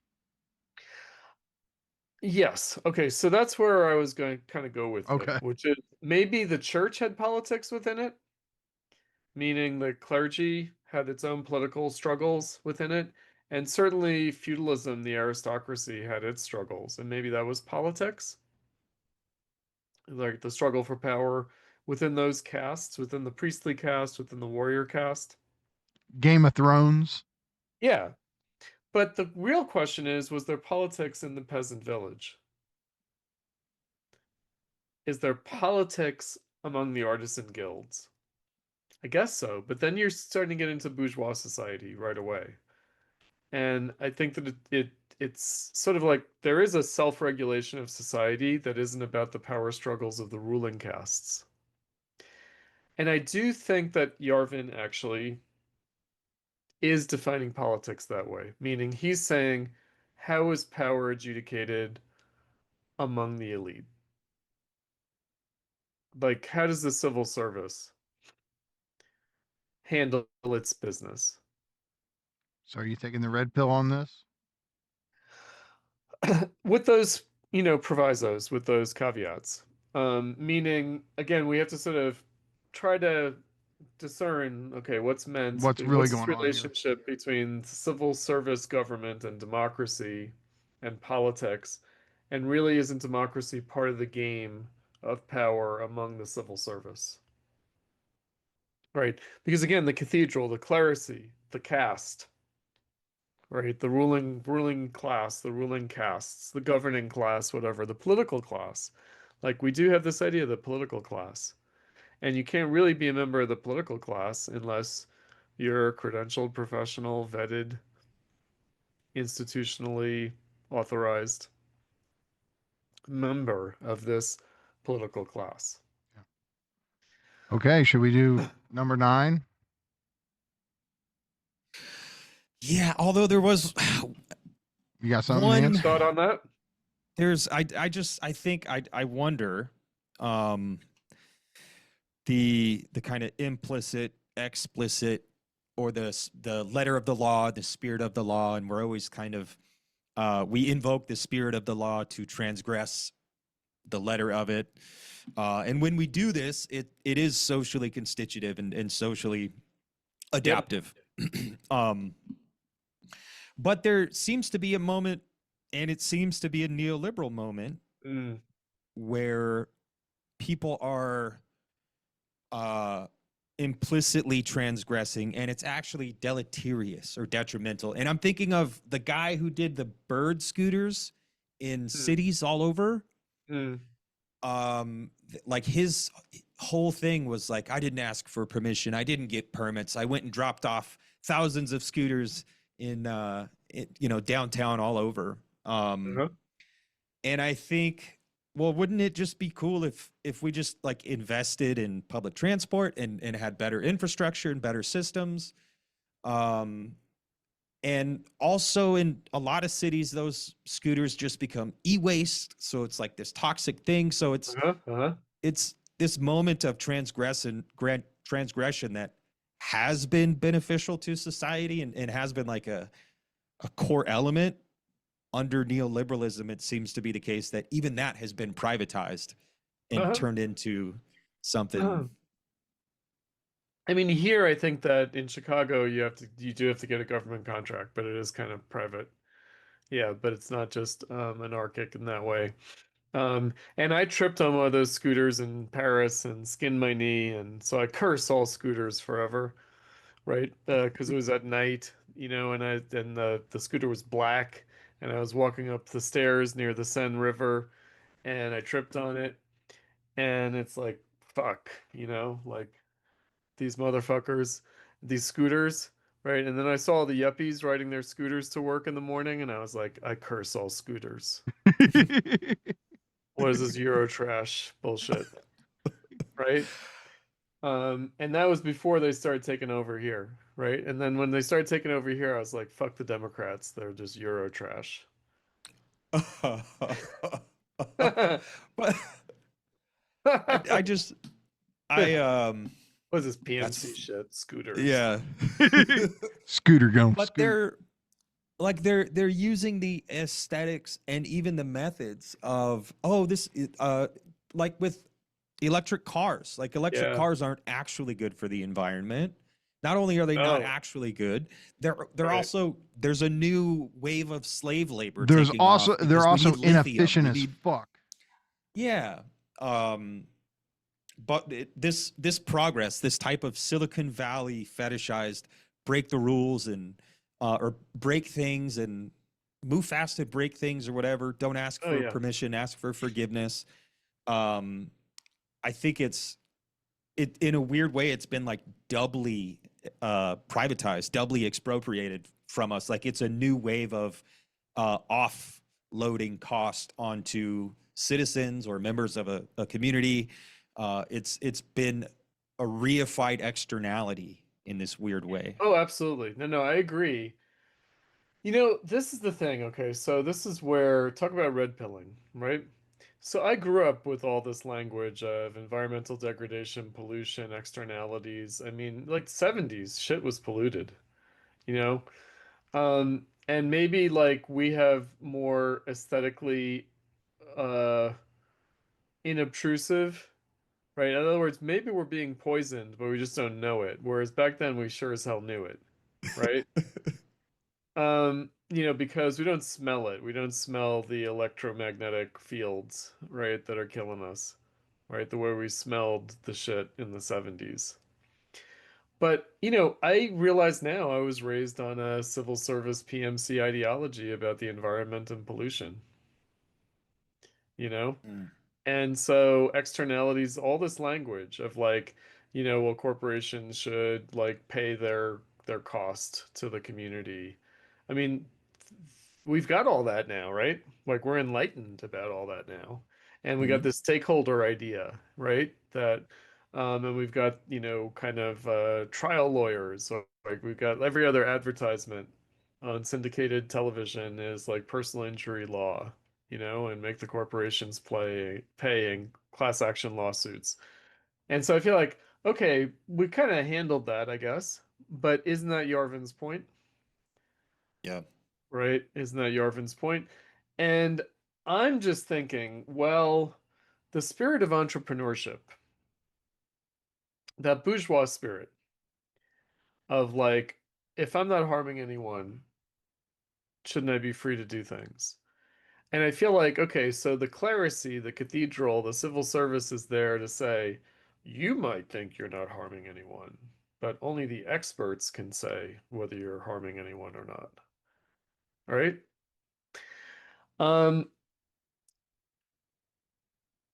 So that's where you get the need for the administrative state. You get the need for EPA regulation. You need, you know, you get these things, right? And it seems to be very rational.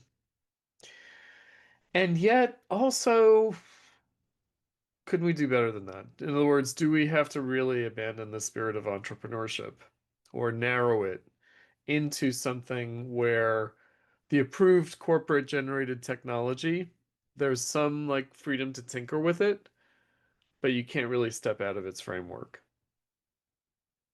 because it's not like officially approved. Right? Because I'm thinking, okay, so some guy dropped scooters everywhere. Well, someone had to manufacture the scooters. So I feel like it already had this kind of bureaucratic state built into it, you know? And, you know, so, I mean, the e-waste stuff, I mean, okay, yeah. I mean, obviously, I mean, just on electric cars for a second, clearly, electric cars are meant to be a step towards getting rid of cars altogether. I think that's what it's really about. Meaning, like, electric cars might be worse than gasoline cars, but they're actually meant to ease us off cars at all. That's really the goal. A lot of people are gonna have problems with that. Because I think that that's the idea. The idea is that, um, you know, everyone's not going to have an electric car.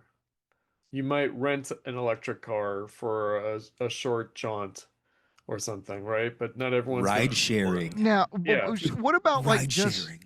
this thing like of just communal electric car? You just use there's cars around, you use one when you need need one, it. and then but you don't own any of them. Right. I mean, I've used zip cars, they're useful. You know, it's cool. It seems like it's kind of gone out of style a little bit, like it had its heyday. You know, I mean, it's still there, but it seems like much reduced. It seems that, maybe it wasn't as utilized as people might have thought. Um, and also, what are the imperatives? Are the imperatives to, change the urban landscape, get rid of sprawl? There's the question of exurbia. Like there are all sorts of things. And I don't think it's really been thought through. I think that it's been kind of narrowly defined. The issues have been narrowly defined. And, you know, those are my caveats. When I think about like externalities, I'm like, okay, I was raised on this language of externalities, of hidden costs that corporations get away with and the general public pays the price. And that therefore you need the government to offset that or to correct that. And I just have to say, okay, as rational as that system seems, it also has its own irrationality to it. There is an ideology to this. And not just, to stick closer to Yarvin, not just the self-serving ideology of the civil service, of the bureaucracy, although that's a not inconsiderable aspect of it. Meaning, should I be the regulator? Right? So that's the idea. The idea is that you end up identifying with the regulator.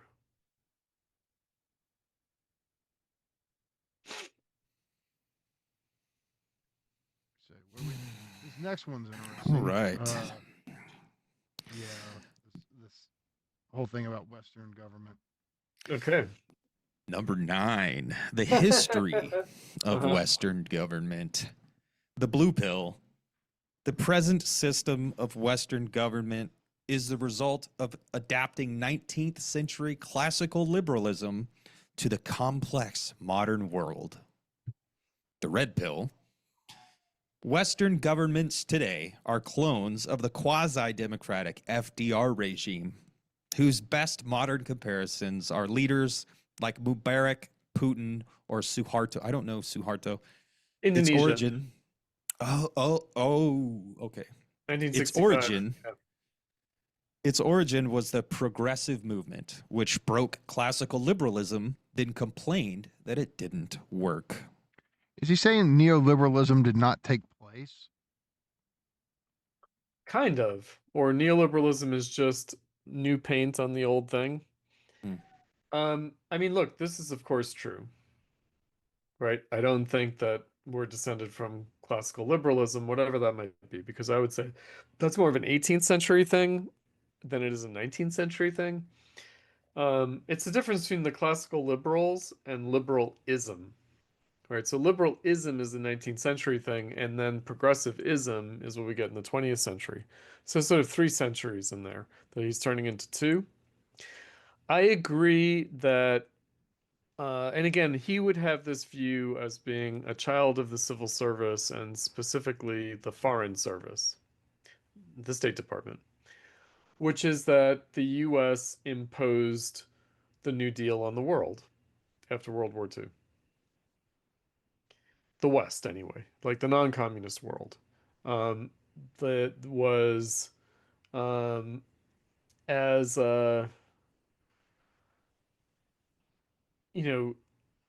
yeah, basically the social democratic parties of Western Europe were not the old social democratic parties or socialist parties, but they were clones of the Democratic Party. That's right. And that the system of government was basically a globalized New Deal. That's true. So red pill. Yeah, that is true. Now, neoliberalism complicates that, but not entirely, because I think that even under neoliberalism, the State Department, the United States, was basically trying to get all the developing world to follow this model. Okay. Well, and I mean, this leads straight into the 10th and final pill. Is it the final countdown, Mikey? Dun, dun, dun, dun, dun, dun, dun, dun, dun. All right, Chris, are you a fan of Arrested Development? That one kind of got by me a little bit. Really? But Okay. I watched it to some degree, but it got past me a little bit. It's arguably my favorite comedy of all time. Is it? Yeah, and I just learned Nance hadn't really watched it, and but Nance, every time It's we're a editing generational videos, thing, I think. say what? I think it's a little bit of a generational thing, I think, Yeah. maybe. Every time we're editing videos, Nance starts humming the final countdown, and there's this whole thing with it in Arrested Development. So I was like, okay, Oh, there you're is? gonna hum this song all the time. You have to watch Arrested Development. Gotta watch So- the TV show. Oh, Tobias. All right. Tobias Funke. Number 10. Why, Lindsay? Why? Guys, go watch the show. The future of Western government. The blue pill. The Western world is moving toward a globalized, transnational free market in which politics is increasingly irrelevant and technocratic experts and NGOs play larger roles in fighting corruption, protecting the environment, and delivering essential public services. The red pill. Civil service government works well at first, but it degrades. Its limit as time approaches infinity is sclerotic Brezhnevism. Yes. Its justification for ruling is inseparable from democracy, which is mystical nonsense and is rapidly disappearing. It cannot survive without a captive media and educational system, which the internet will route around. Also, its financial system is a mess and could collapse at any minute. The whole thing will be lucky if it lasts another 10 years. Interestingly, when I read that, I was like, oh, so he's predicting Trump. Meaning 2007 is before the 2008 crisis and before the election of Obama. And it's 10 years before Trump's inauguration in 2017. So he seems to be accurately predicting the crisis of the system that's going to be most noticeable, the political system, with the election of Trump. But also with the Bernie Sanders candidacy. Right, because I think that they're both insurgent candidates within their respective parties. One was trying to take power, the other wasn't. Bernie just wanted to goad the Democrats in a more progressive direction, whereas Trump actually wanted to be president. Right, so, but Trump and the victory of Trump in 2016, that's the manifest crisis of the system. Also, with the financial crisis that happened a year later, so he wrote this in 2007, and it came, the financial crisis begins in 2007, really manifests heavily in 2008. Obama was meant to solve it, right? And he didn't. And so we get Trump. Right. I mean, that's my understanding of how things went. Now, we could also say the war on terror, which is absent from this document, which is remarkable considering that was the issue in the 2007-2008 primaries in the Democratic Party, Obama versus Hillary. And it was the issue in terms of George W. Bush administration that he's writing this at the end of. So the war on terror is the issue. The financial crisis is not yet the issue, but he's anticipating that. And he's anticipating a more general crisis of the political system that it did take 10 years to finally manifest. And which basically, Trump has been staved off as like a aberration until now, where it's like, holy shit, this isn't an aberration. This is something real. Although the Democrats still are trying to treat it as an aberration. And I think the Republicans, given the choice, would go back to their old ways too, right? so let's not say, okay, Trump is a new phenomenon. Let's not get into the substance of Trump. Let's just say Yarvin was right. Neoliberalism as a political system only lasted another 10 years. And then it's been in crisis. And there's been a kind of denial of that crisis, but nonetheless, it's manifestly been in crisis.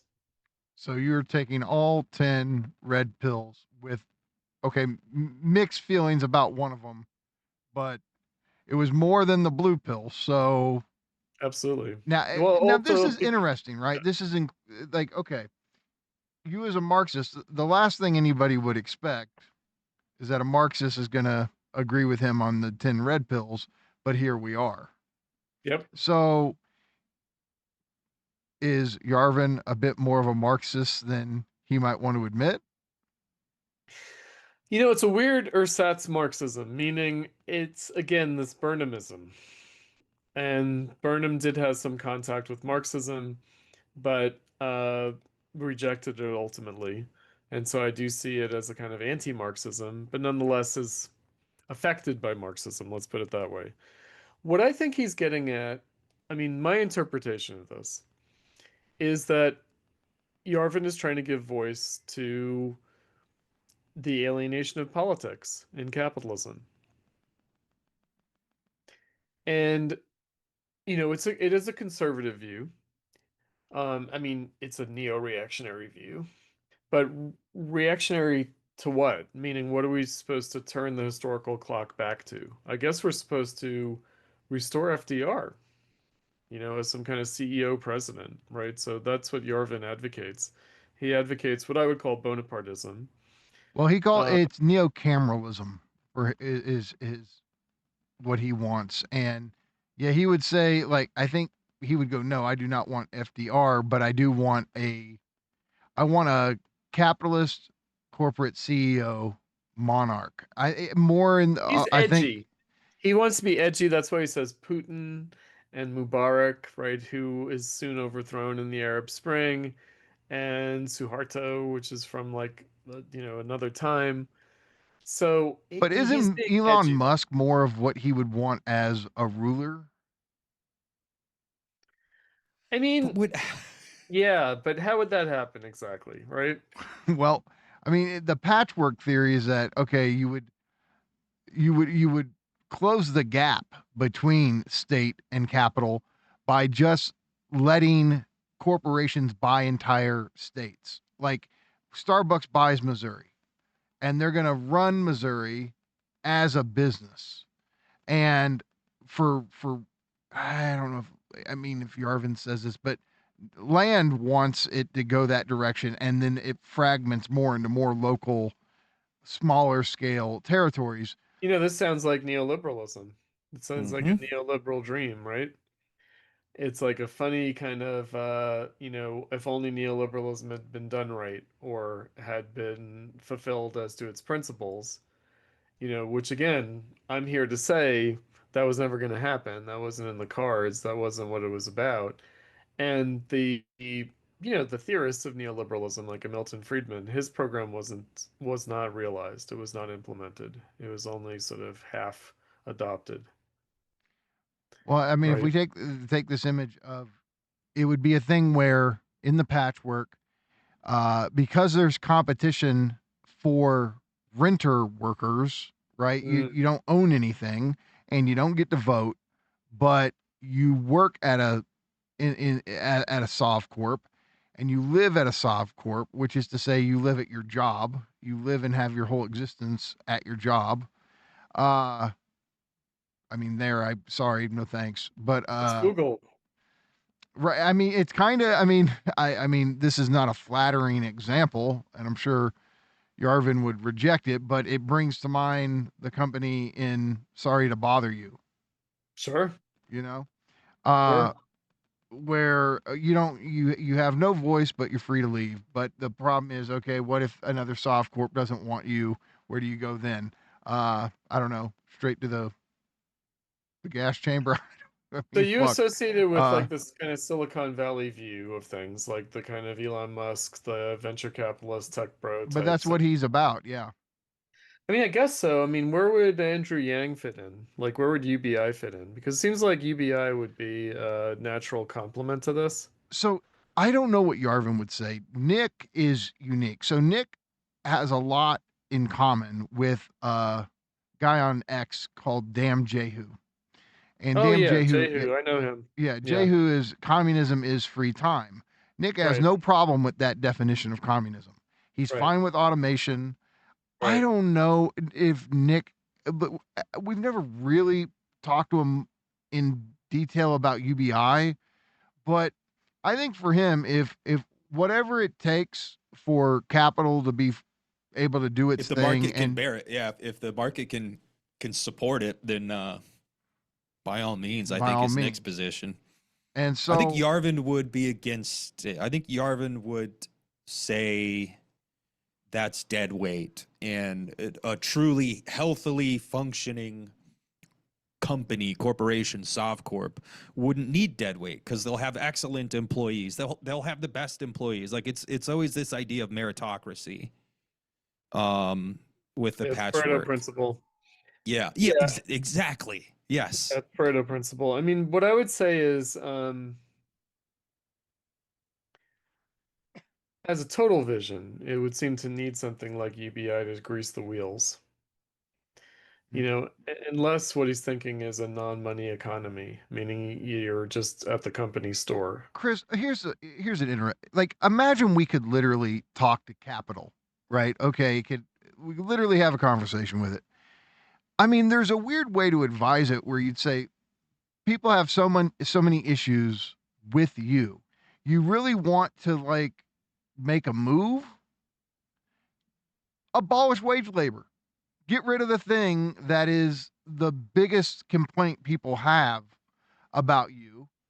And there's this weird way you could envision capital going, yeah, let me pull off the thing that the question is, I mean, Swoletariat has said this to me before. He's like, the problem with automation is that it negates the working class's ability to be a political force.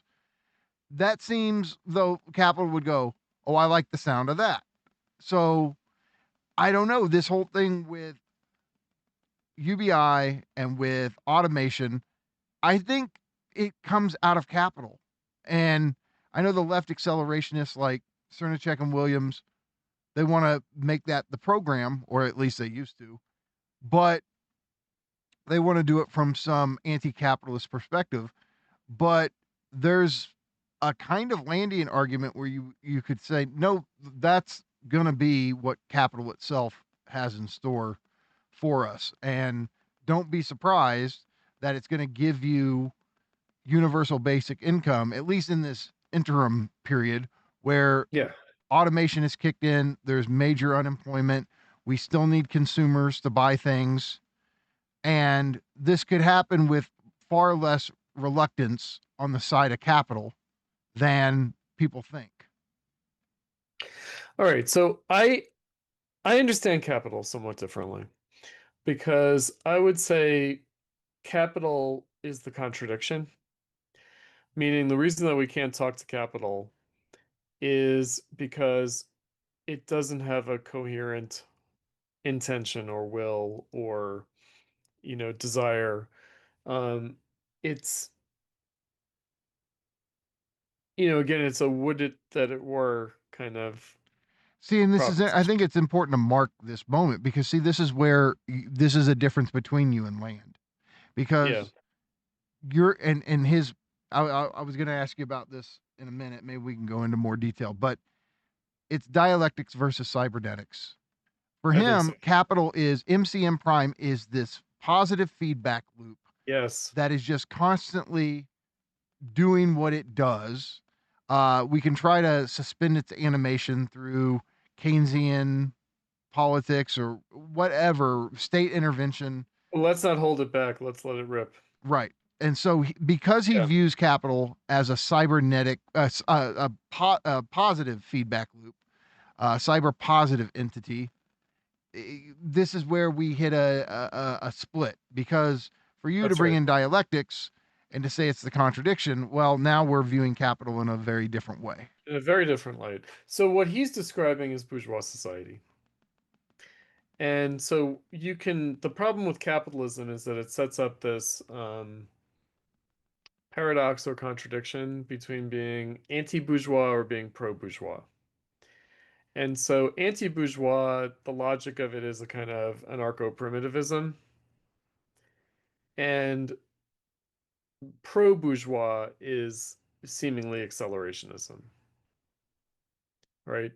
Now, what I think makes it into a kind of ideology of capitalism is that it sort of substitutes some things. So it puts technology in the place of society, right? And it identifies society with capital via technology, right? So there's a kind of colloquial notion of capital goods, right? That's not Marx's definition. For Marx, capital is the moving contradiction. And what characterizes it is its self-destruction. Meaning, the problem with capitalism is not that it, or capital, is not that it dominates us, but that it destroys itself. If it only dominated us, that would be fine. It's that it destroys itself. Well, I 'Cause you mean, could say that's the Deleuze-Guattarian dimension. I mean, Land would agree in this sense, where he would say, yeah, I mean, what we call capitalism, for him, capital is going to destroy capitalism. The cyber positive feedback loop, I mean, that's the whole thing with cyber positivity. Or is it capitalism destroys capital?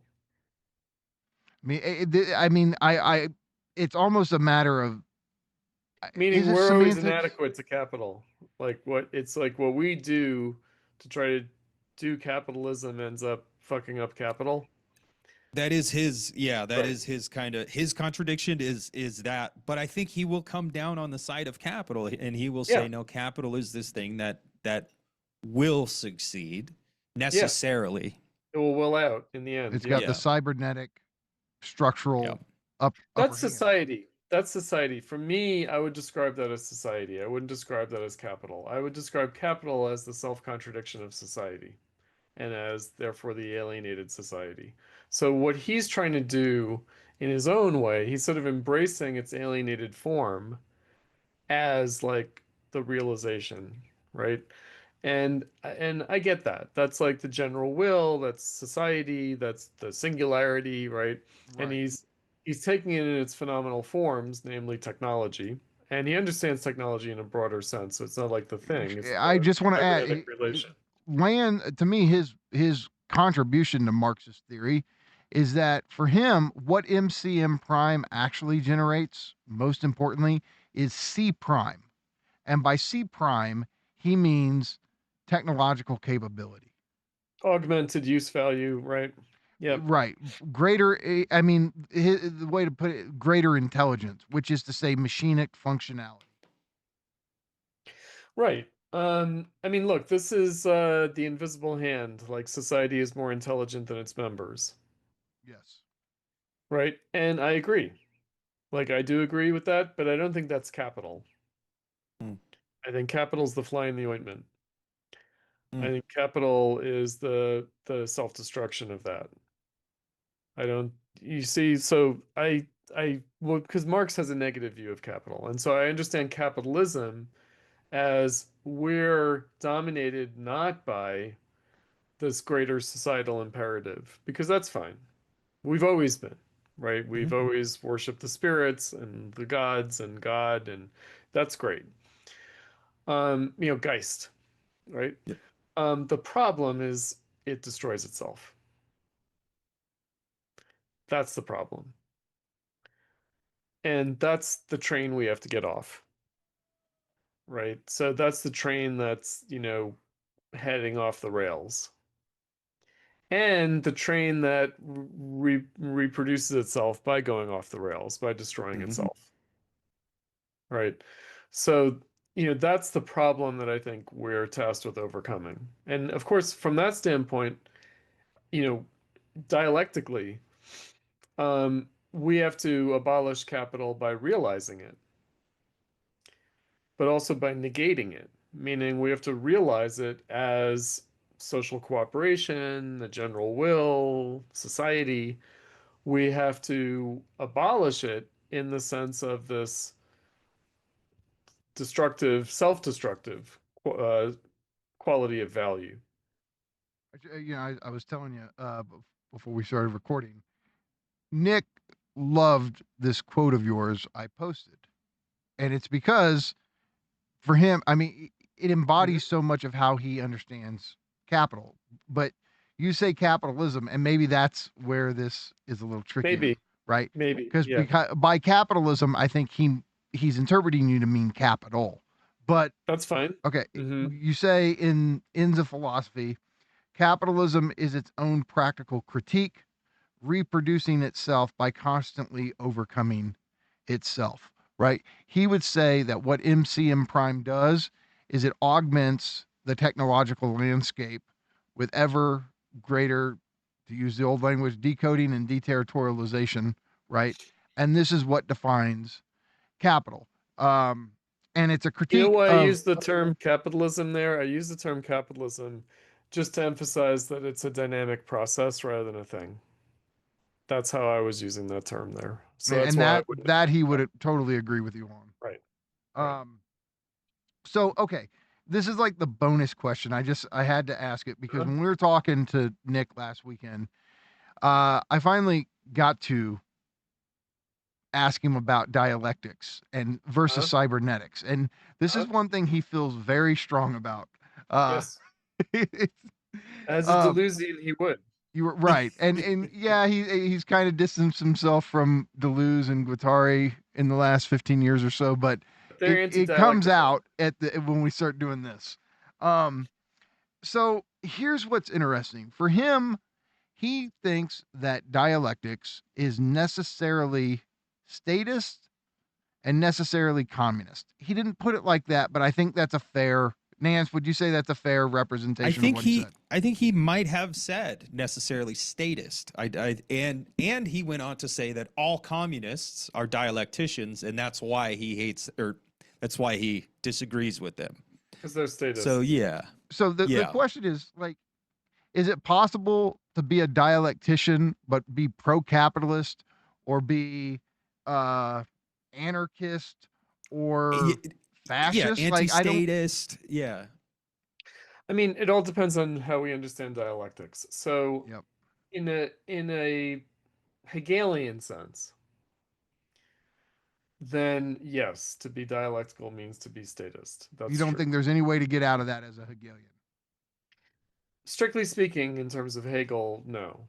Right? But again, statism there, it means something different. It's not But the it doesn't. But for Hegel, that wouldn't mean communist. Well, I mean, it could, right? Meaning, Hegel would not have had our understanding of communism in either the positive or the pejorative sense, right? So he would have been a statist, but again, for Hegel, the state is more this legal, juridical, constitutional, political order. So there's no way to pull off Hegelian anarchism. Well, there is. I mean, Proudhon was a Hegelian, yeah. Bakunin, I guess, is an anti-Hegelian because he's anti-statist. But Proudhon was a Hegelian. Was he a statist? Not exactly. No, but he would have been against the state in the Marxist sense, the special bodies of armed men, the parasitic excrescence on society. But he would have been in favor of, again, if we identify state and society, that would be the problem. So I think that yes. So I understand that point. I mean, I've had to argue against millennial Hegelians, and I've argued that they're reacting against postmodernism, and therefore they're forgetting the rational kernel of postmodernism, meaning 20th century anti-Hegelianism was an authentic discontent with Stalinism, but also with kind of statism more generally. And so we can't forget that moment. We can't say, oh, this kind of postmodernism, this kind of anarchic postmodernism.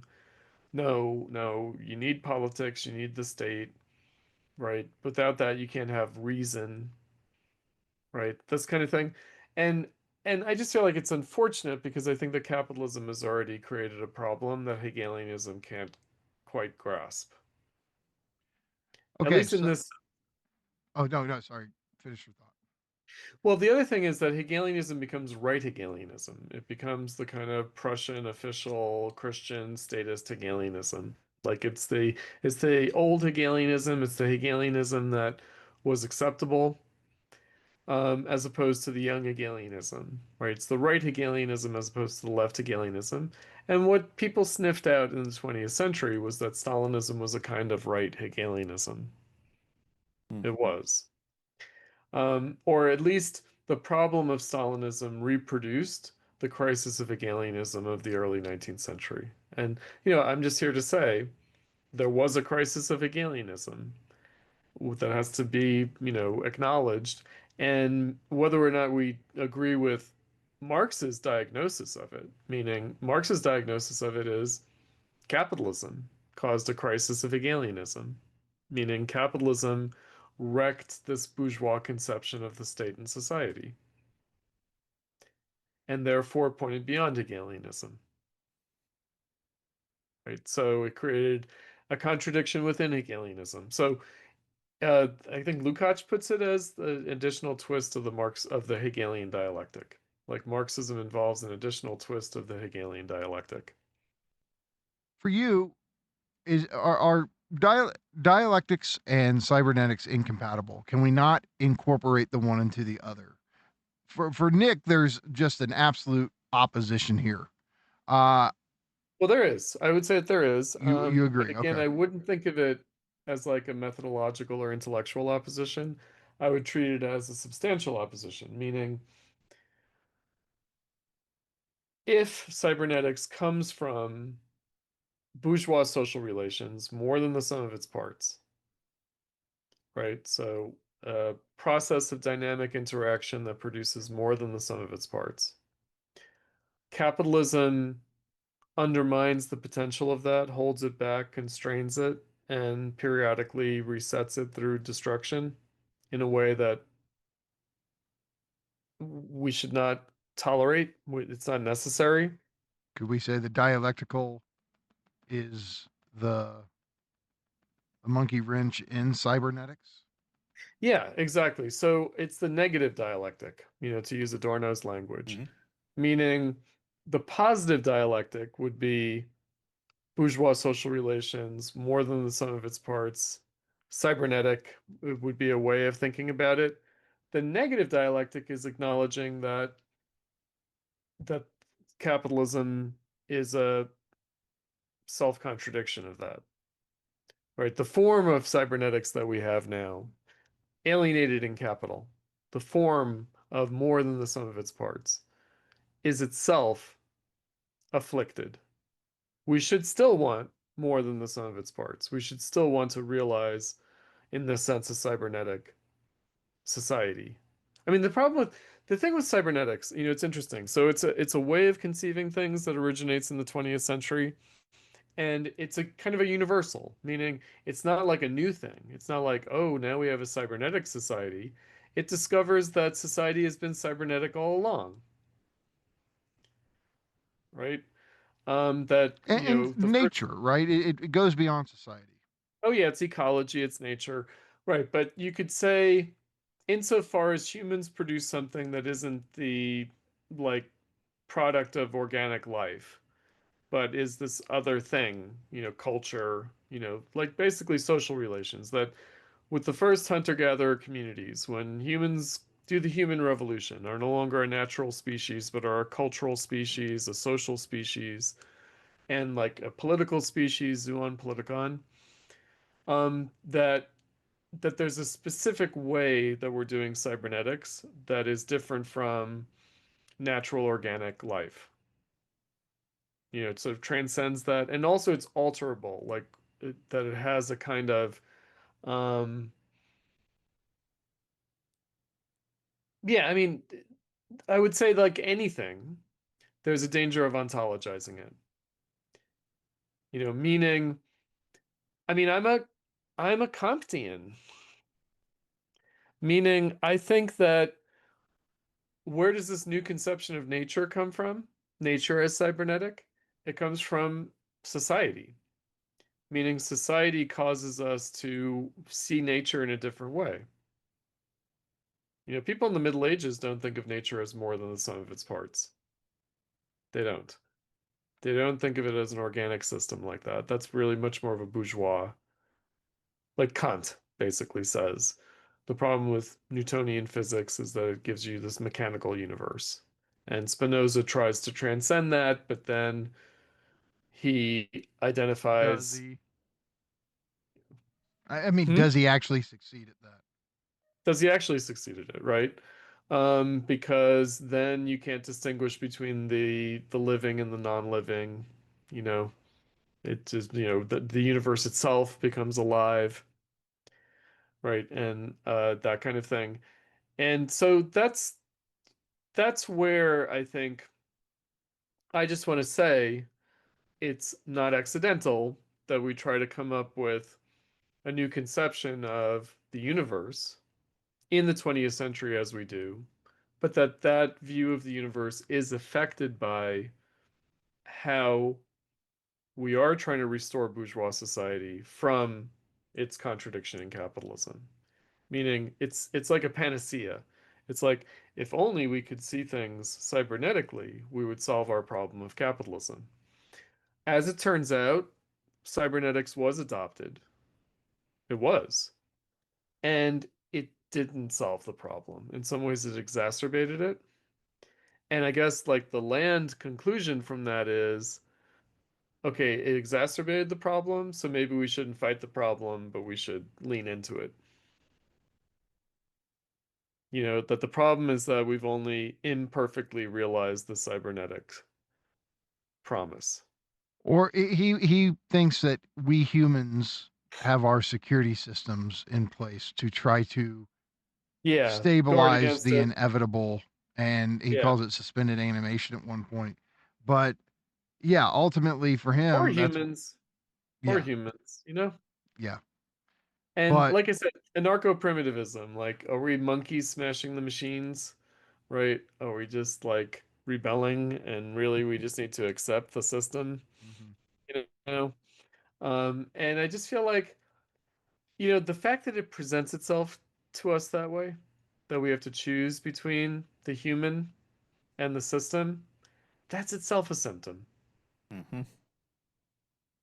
Like we shouldn't naturalize that. We shouldn't accept that antinomy. Like, okay, humans, you know, we're lesser than this, higher principle, and therefore we're just like ballast holding it back, but for Nick, the higher principle can be measured because we have IQ tests. I guess. I guess. Okay, hold on. The last thing I want to ask you, and Nance, you know that Nick has been railing against quote Leninist dialectics. Mm-hmm. Okay. So to give you some context, Chris, so Nick has been in a social media battle with, so Nick Land has been in a social media battle with Nick Fuentes, and Oh, damn. yeah, Fuentes went off the other day, and somebody asked him a question about land, and he's like, "Fuck Nick Land!" Like he was triggered. Uh, but Nick, How unfortunate. so Land has been annoyed with the Groypers Mm-hmm. because Fuentes is talking about, oh, MAGA's over, fuck Trump, it's all bullshit, we should vote Democrat, like Yeah, yeah. like this Like whole Richard thing. Spencer, he's taking the same Richard Spencer trajectory. And so some people would say, oh, they're being accelerationists because they're trying to make things worse in order to get their way or make things better. First off, both Land and I, like, that's not what acceleration means. But Right. this idea of like make things worse in order so you can get your way, Right. That's not accelerationism. For me, accelerationism That's is just what worseism. land. Yeah. Mhm. But here's the thing. Here's where land calls this thing that people call accelerationism, this whole make it worse so we can get our way or get the better thing. He calls that Leninist dialectics. You have a problem with that? Mm. Yeah, I don't know where he's getting that from. I mean, I Lenin never wonder, say anything you know, like, "Oh, purposely make it worse to take advantage of the might situation." have. I mean, Lenin said all sorts of things. It's possible that Lenin said something that could be construed that way. I mean, but I imagine that what Nick Land is responding to is what he's heard from ostensible, avowed Leninists in Mm. more in our time. You know, it's like, I don't know, you got to crack some eggs to make an omelet or something.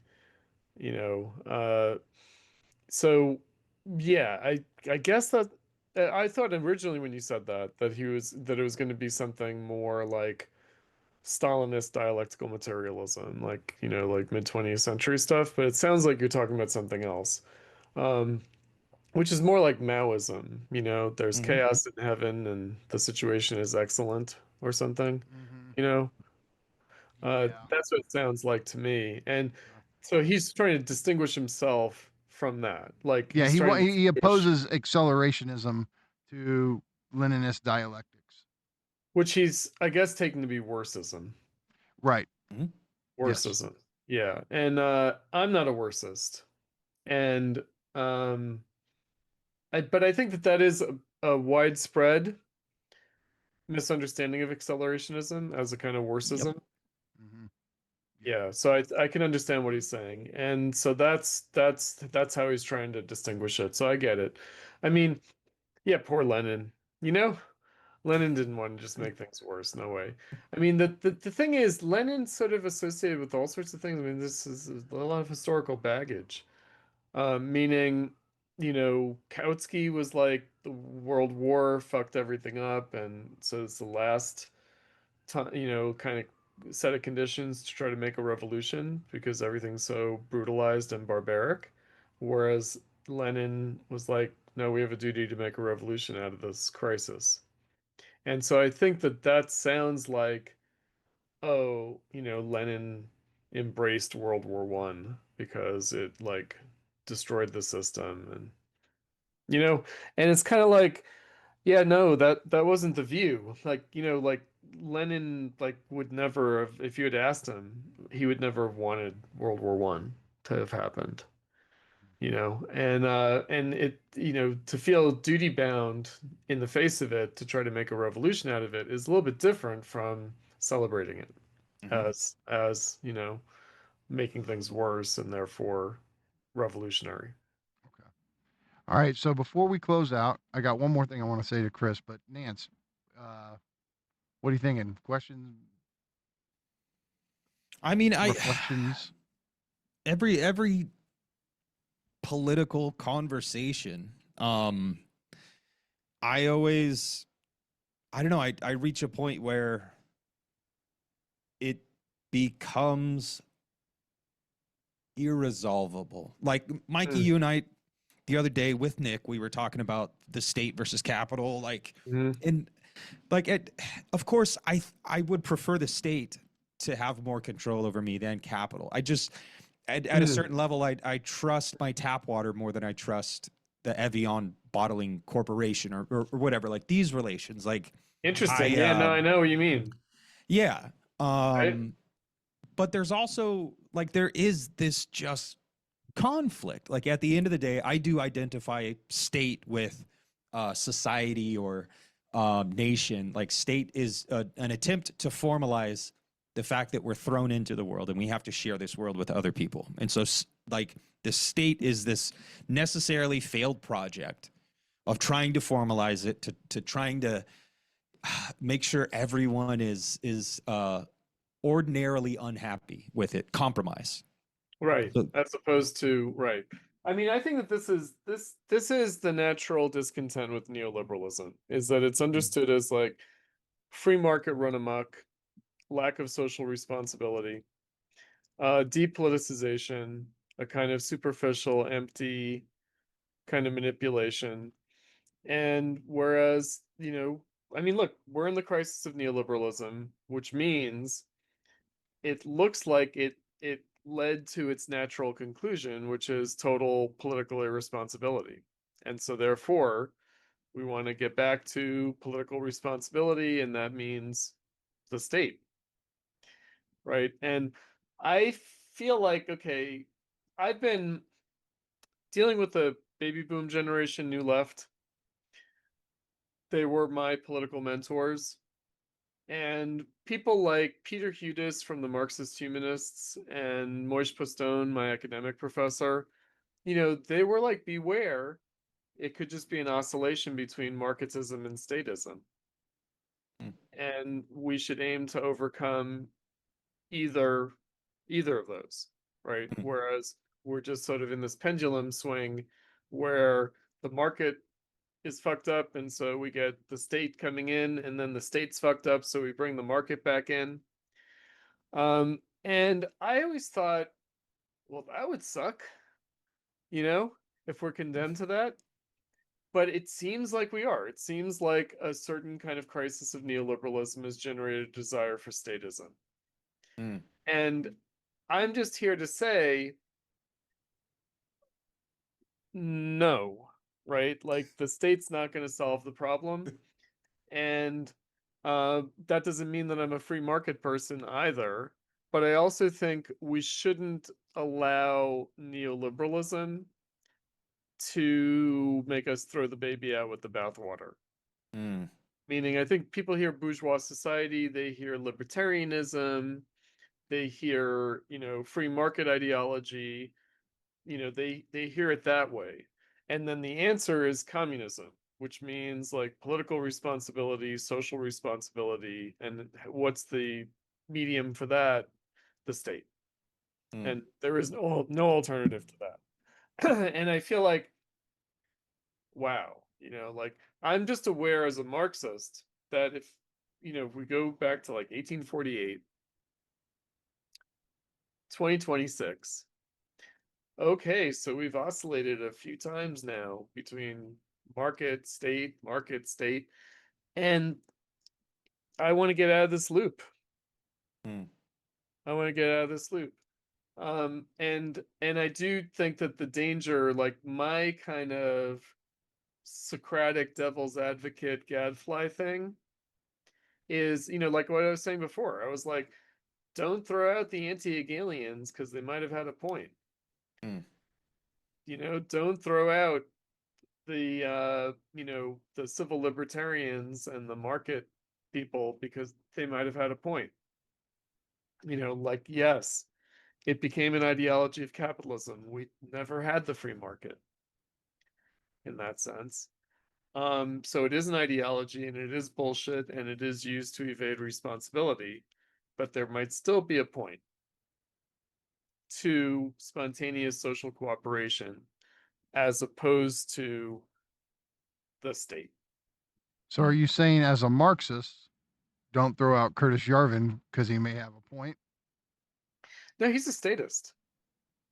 And I'm not saying, I'm not going to say don't throw out. What I'm going to say is, what's he trying to get at and why? Right? Like, what is motivating this at this point in history, 2007, but up to the present? And let's try to get behind it. Let's try to get like a broader historical context for it. Let's think about not just the post-FDR world and not just the progressive era world, but let's think about capitalism. And, maybe neoliberalism was like a new Gilded Age, and that necessarily brings in a kind of progressivist reform era in its wake. But let's be clear that that's what it is. That's like socialism or communism. And also, at the same time, let's understand that we're going to post neoliberalism, which means it's going to look like post-liberalism and a kind of statism, but it's also going to look like hyper-neoliberalism, like Trump. Like, I think that there was a desire for something with Trump, and then there's a disenchantment with Trump on so many different grounds. And I feel like people misunderstood what Trump actually represented. And, it looks like hyper-neoliberalism too. It doesn't just look like anti-neoliberalism or post-liberalism or something like that. It looks like hyper-neoliberalism. And guess what? It is going to be some of that. Meaning Trump's going to do what's necessary to keep capitalism going. And it's going to be this maddening mixture of statism and deregulation, free market, let her rip, Wild West type shit. So, it's going to be both, and it's going to beguile us unless we understand that these are the antinomies of capitalism itself. Capitalism is both statism and marketism. It's both.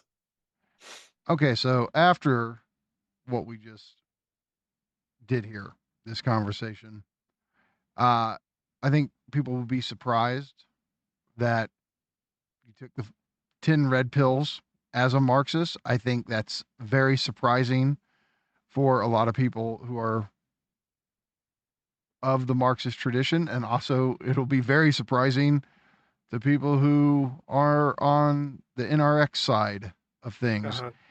It makes me want to see you and Curtis Yarvin have a conversation. Yeah, it would be interesting.